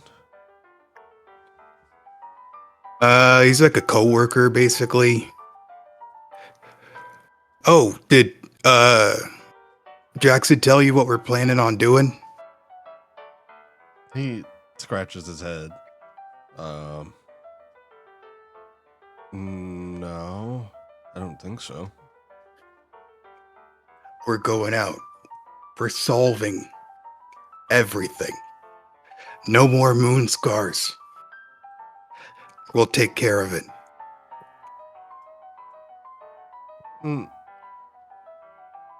He gives a polite smile at that sentiment. I wish you luck. Don't give me that polite smile, you bastard. I'm being serious. How are you gonna do that? Well, we got this list of stuff we need to get for some nerd down in Yesterhill. One of them is just up north. Some sort of special fruit. We're going all over, really.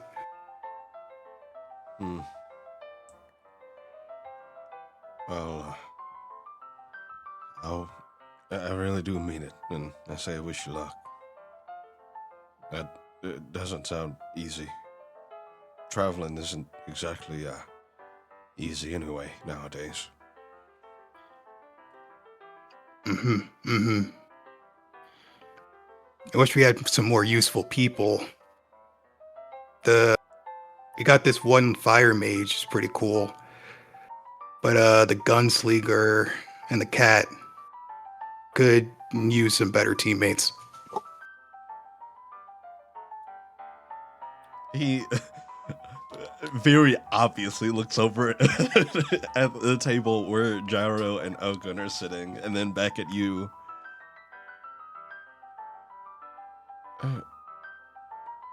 Right. Did something happen?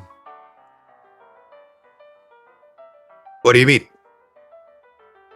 I don't know. You just seem a little upset. I don't know what you're talking about. He once again looks over at the table where Ogun and Jaro are sitting. We're just having a good old conversation. Yeah. Right. Well, it's getting kind of late. I should probably get back to Jamie and Jackson. I just said I would step out for a sec. It was good talking with you. And, I'll be around. Yeah, have fun with Jackson. Yeah. You know we're officially divorced, right? Why do you bring it up? Just so you know, we are not in a relationship anymore. I don't care about that guy at all. So, if anybody was looking for sloppy seconds, I wouldn't mind. Dirk, I don't think I could do that in good conscience. I just wanted to help him and Jamie out. I mean, why not in good conscience? It's not like I'm sticking around. And as I said, I don't care about that guy one iota. Right. You usually show up to the houses of people you don't care about? I mean, I'm traveling with two people I don't care about. Right. I'll keep that in mind. You better. And he slaps, Guru's arm. He's like, go get him, Tiger. Awkwardly, he'll wave and head out. Dirk waves him goodbye. Meanwhile, over at the other table, what are the two of you up to? Shogun just sits there and just goes, and without even looking up from his drink, just goes. So I'm assuming the talk with Dirk didn't go well.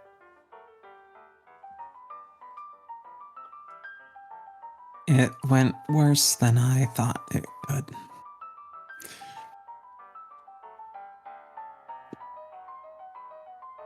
Yeah, well, that's to be expected when he feels like it's our fault. Yeah, I sort of figured. And then Ogun looks over at Gyro and is just like, you feel guilty about what you did?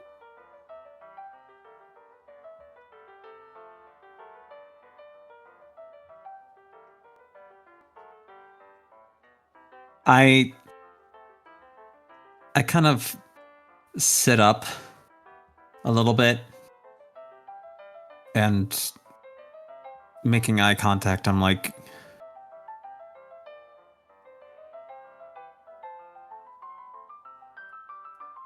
part of me doesn't, but most of me does. Well, if you want some advice on this instance, I have an opinion. I'll sort of rest my cheek on the knuckles of my hand. Listen to the part of you that doesn't feel guilty about that. You basically left us for dead.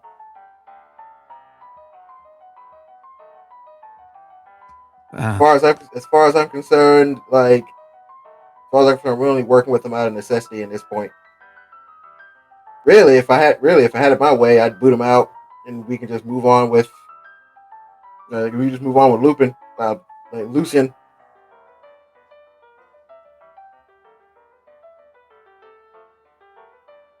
But I know it's not fair. To Dirk. So for the time being, it's best if we just see it as we're just working as coworkers, and just assume at any given moment he'll just up and try and get us killed again.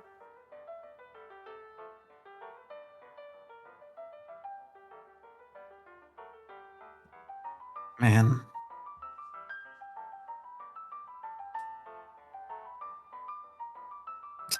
This sucks. I know. Here's the thing: you don't have to feel bad. You don't have to feel bad about wronging someone that wronged you in the first place. Especially when you've been as merciful as you, and you've given him time after time after time to show himself to be a decent person, and he's just failed you time and time again. Honestly, I see why his kid doesn't want anything to do with him.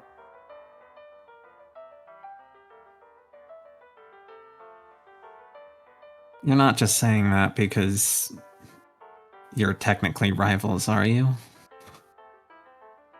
No, I'm saying that as someone who A, is from here, and B, doesn't take kindly to someone almost getting me killed for the pettiest of reasons.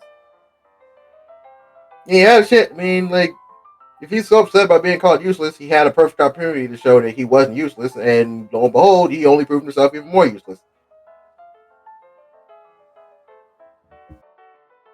I mean, Gyro. About this. I mean, and then Ogun just proceeds to go off. It's like, I mean, Gyro, let's be real. Most of the issues that we have had thus far have been because of him. He runs into a situation, he activates some fucking like thing somewhere off in the distance, and we have to clean up after him. Every single time. Every single time. You can't tell me that you're not sick of it either.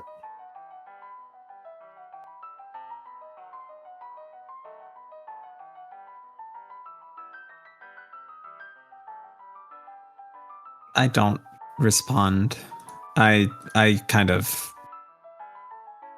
space out, just kind of looking in a random corner of the room. All right, stop talking about it.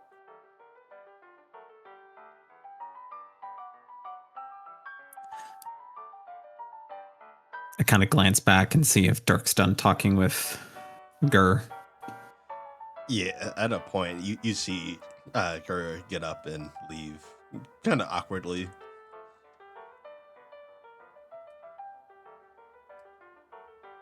And then say, Harriet comes over and brings your drinks as well. Thank you. Of course. You know if I can get you anything else.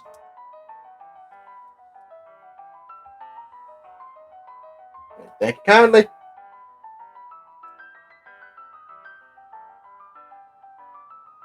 What kind of drink has Harriet brought us? She probably would have bought you some kind of mixed drink. Probably something similar to a Long Island iced tea, but a lot heavier. And Ogun would have asked for straight rum. Yeah. And she had bought it to you.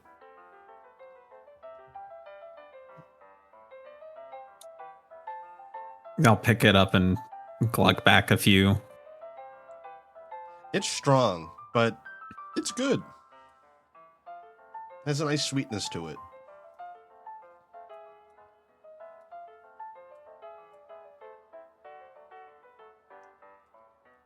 I hope Potcut's okay. Same here. After this, I'm gonna go back and check on him. Yeah, we still have that task of looking after a magic shop.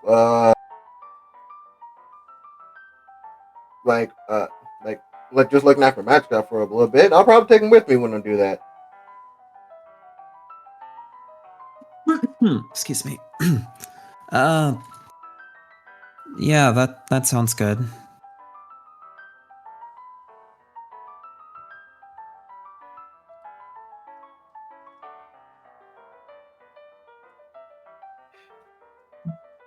All right, now what's Potcut doing?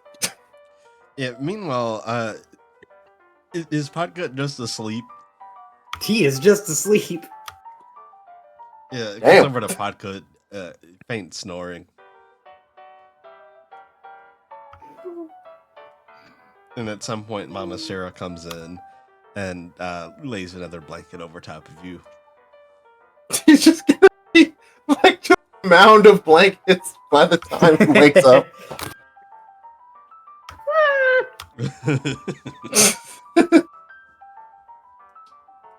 And then Ogun, like after like maybe 2 more drinks, and it's just like he's starting to feel it, and just like, all right, well, I'm gonna turn in for the night. Don't stay up too late.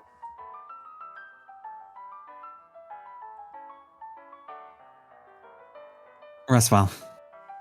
Right. And Ogun goes to his room, but he doesn't actually fall asleep. See, what Ogun does is he takes a moment to look over his inventory. Basically look over all of the magical items that he has on him. And basically, well, he gets to his room, and basically like props up a door, like props up something against the door to make sure that no one comes in. Mhm. And he lays all of his magical items like out out in a row, and just sits there and just says to himself,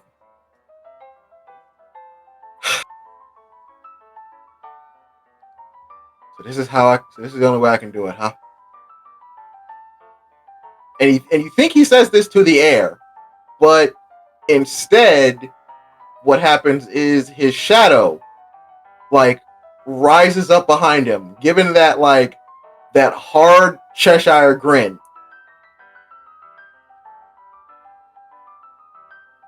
And it says nothing. He's just like, and it says nothing. It feels as though Ogun's responding to him, but it doesn't say anything out loud.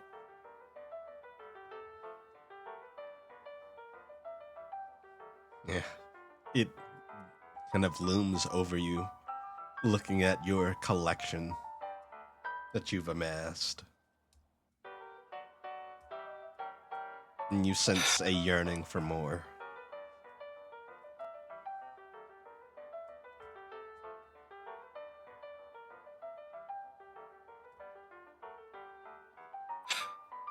All right.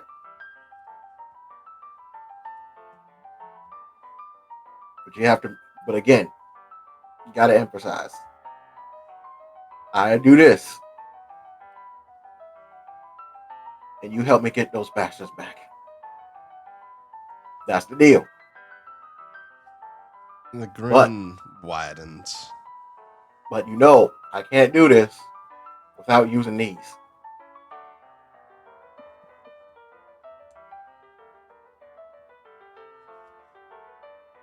And Ogun like takes the hammer and goes, a little extra incentive, so that you know that I'm only reliant on you, and uses the hammer on his the pistol that he has, the only non magical weapon he has on him, and basically makes it so that the type of magic that it shoots is umbral. Very fitting. Goes, complete devotion. That's what it's for. And as he uses it, I guess the hammer like dissolves, the hammer dissolves away. It turns into a kind of powder, very fine-grained powder, and blows away, leaving no trace. But that magic comes to life through the pistol that you used it on. You can see this shadowy aura kind of flitting around it for a moment before it settles.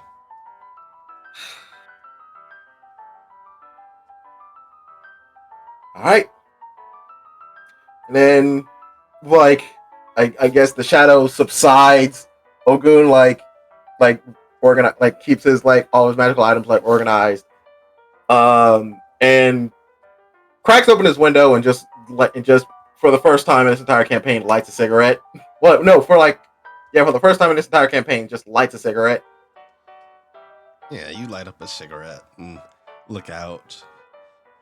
It's dark. It's quiet out. And perhaps for the first time in a while, it feels kind of peaceful. Ogun feels uneasy at it being peaceful. This is just like in his heart. It's just like calm before storm. So I gotta stay vigilant.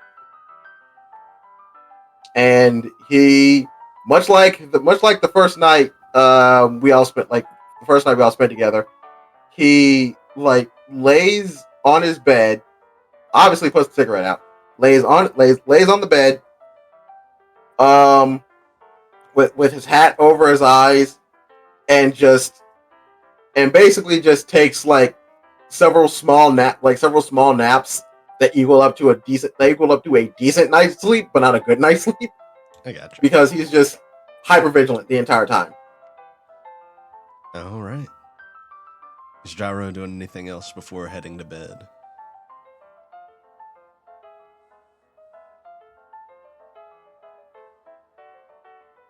I sort of stare. I find myself staring at the door to the lavender room.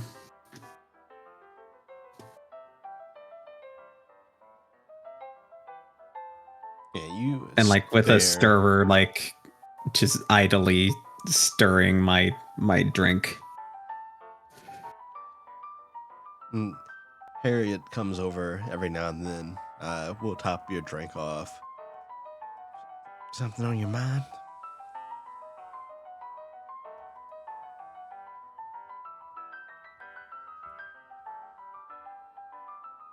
Just a long day.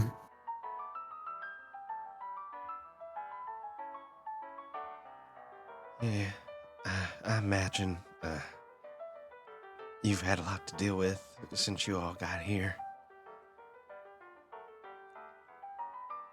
But I hope you rest well all the same. Thank you. You let me know if you need anything. This will be my last. Thanks. All right.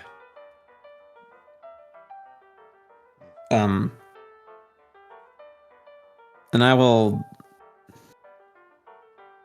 continue staring at the lavender room, drinking this Long Island iced tea.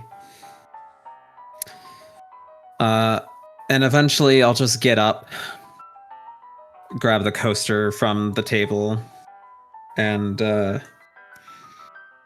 as I walk past Dirk, I will pause and look at him for a moment. And He then looks back at you. And for a moment he just stares. But his eyes look sad and his shoulders kind of fall.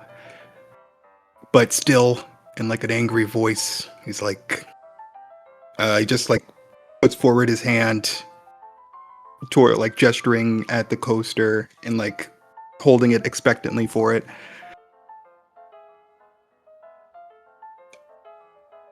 I will hand you the coaster. And then I will just say goodnight and walk up to my room. Once you start walking away, Dirk wants to shout back. So, thought that bird was your friend. Turns out he didn't care about you at all. Sucks when that happens, right?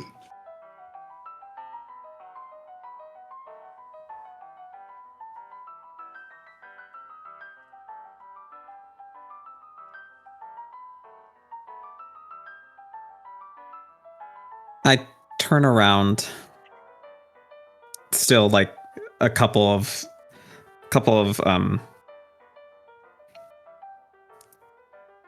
stairs up, I suppose, and just look at him and I say, "Don't you get lonely acting like that all the time?" And without allowing him the chance to answer, continue making my way to my room. Yeah. Dirk stews in his seat, but knows he's right.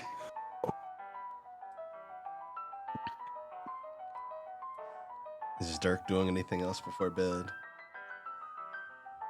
No.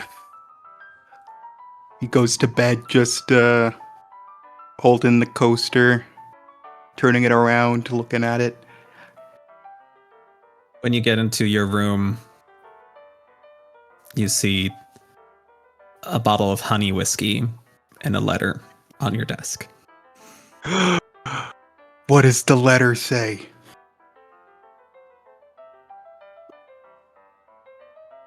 I will send the contents to you, and it is up to you if you want me to read it out loud. Oh my god. Secret letters. Oh my Secret god, it's a real letter. secret letter.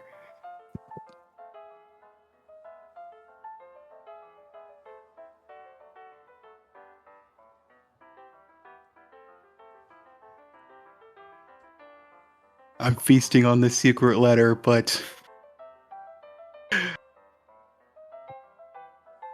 you know, he's gonna go to sleep after that. He will take out his carving knife, head over, this is like the middle of the night, heads over to their shared bedroom. Not shared. We have 2 different bedrooms. 3, actually. Or yeah. Oh, three different bedrooms. Which is the one with Ogun in it?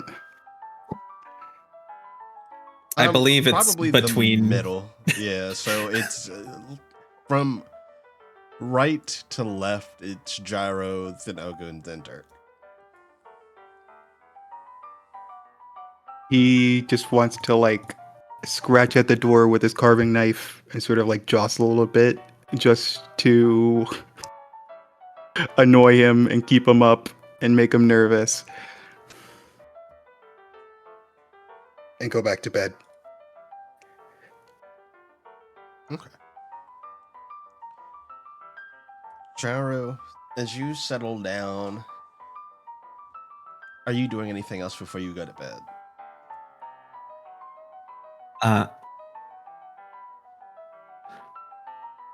I take a glug of my unpopular wine. Despite how unpopular it is, it's very good. You get the sense that it might be unpopular here because a lot of the folk here have a image of bravado to keep up, and they wouldn't drink something so frivolous. It is a very nice floral and very kind of almost tropical tasting wine. Yeah, even Ogun, someone you think would probably enjoy this wine, always goes for like hard rum. So it's like, yeah, no, that's just his town. It is definitely on the sweeter side, but it's kind of refreshing.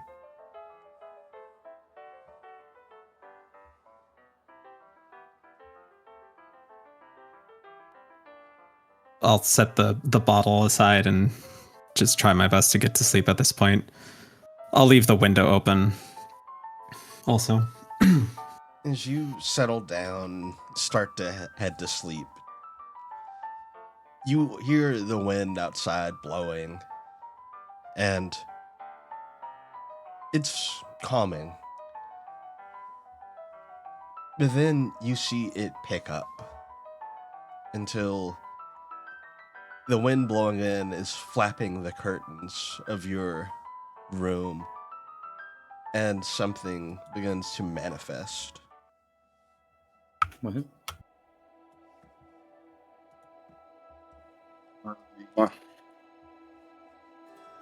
You see forming in front of you gyro is massive. It looks to be some kind of, at first, what looks like a specter, but then you get the sense that it is made of this shimmering wind. You see, looking down at you is a griffin. Whoa.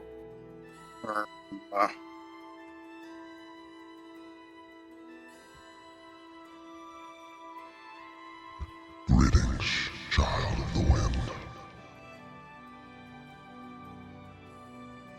Greetings. We have not formally met. I am Pontius, one of the aspects of the wind. I've been watchful over you.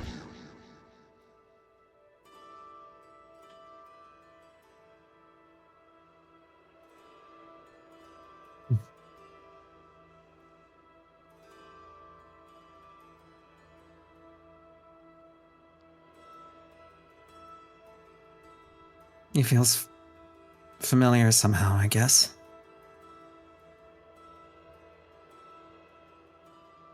I suppose I visit you and your kin.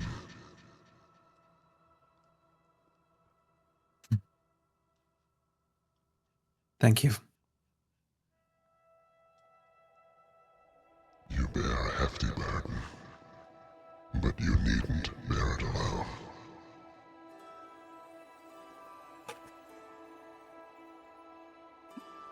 I'll close my eyes and take a deep breath.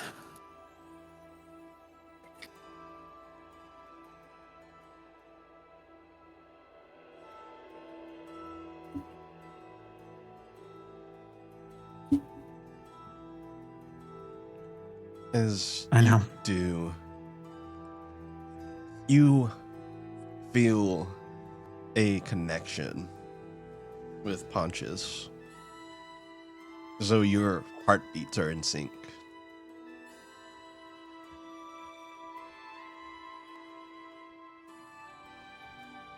If you would have me, I would be a teacher to you.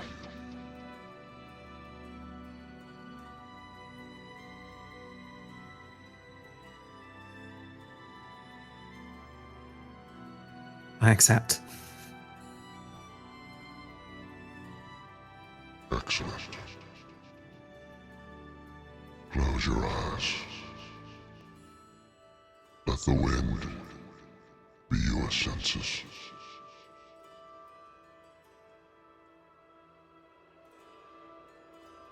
I do as Pontius asks and try to relax and in some ways sort of almost relinquish some of the sensations, or at the very least I try to, like, not feeling with the nerves on my skin so much as everything flowing around it, I suppose. It takes a moment for you to settle into this. But after a moment, you can feel the wind as it's rushing about the room. A sense of serenity kind of washing over you. And with your eyes closed, you are still able to perceive everything around you. You can see it clearly. You can see those close by. You can see Pontius. You can see both Ogun and Dirk. But your eyes are closed. It's a new way of seeing. It's as though you're touching them with the wind itself. You have gained your first wind art. Let's Let us find go. What it does. Let's go. Woo! Let me copy that. Here we go. Yes, you have received Wind Guide Me. You can spend one resolve to open your senses and feel that which the wind touches. While you focus, you have blind sight with a range of 30 feet. Once per turn, when you make a ranged weapon attack against an entity you can see with your blind sight, you can roll a fate die without expending it, even if you currently have none available.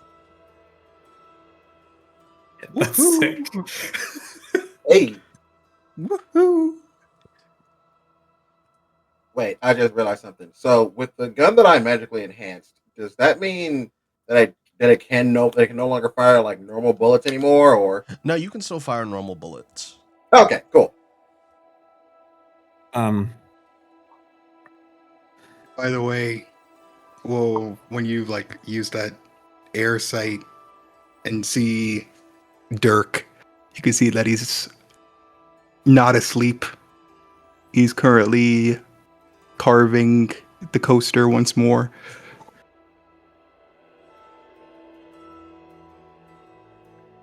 Wait, so when did this occur? Like this whole seeing thing occur? Like when? After you've gone to bed, or at the very least are taking various naps, I think. Yeah. Okay, so all right, so long after like the shadow thing. Got it. Yeah.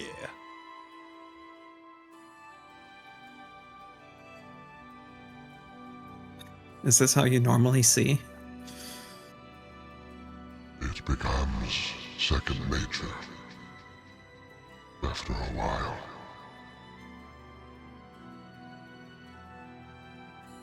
In some ways, the world is more beautiful this way. Perceived through the wind itself.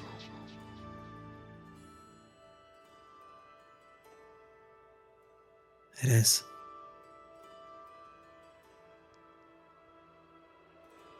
We will speak again soon. Thank you. Best of luck. May the wind guide you. May the wind guide you. And in a gust, he disappears out the window the same way he entered.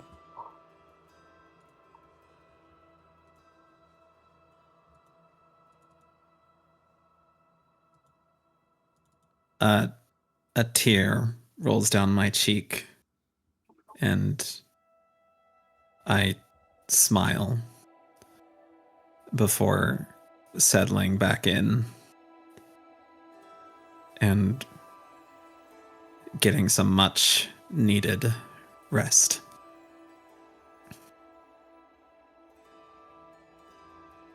As you settle back in and you all rest for the night, I think that's a good place to call tonight's session.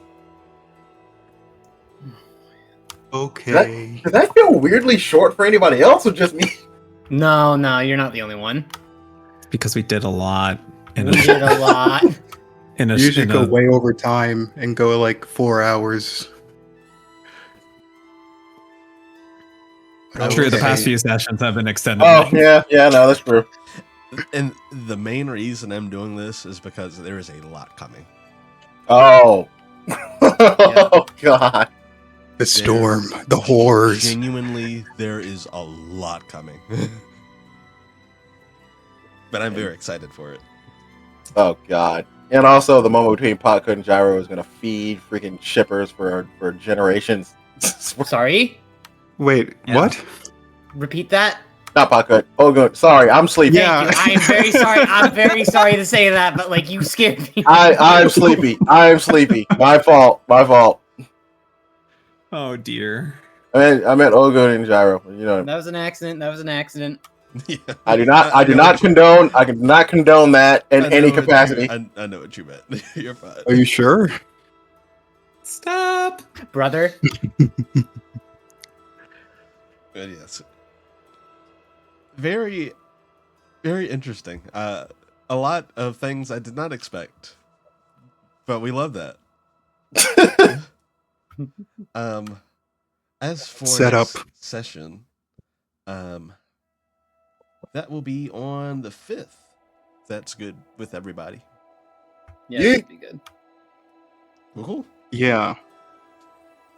Yeah, chat, we will be back on the 5th. Varaxis is actually going to be taking a off week this weekend, so they'll be back on the 28th. As one of the players will be doing some traveling, I believe. Yes, chat, thank you for joining us. Hope you enjoyed the emotional roller coaster that was this session. And we'll be back with more soon. A lot has happened. Indeed. A lot has happened. Yes, take it easy, chat, and have a good night. Later, guys. Everyone. Bye, everyone.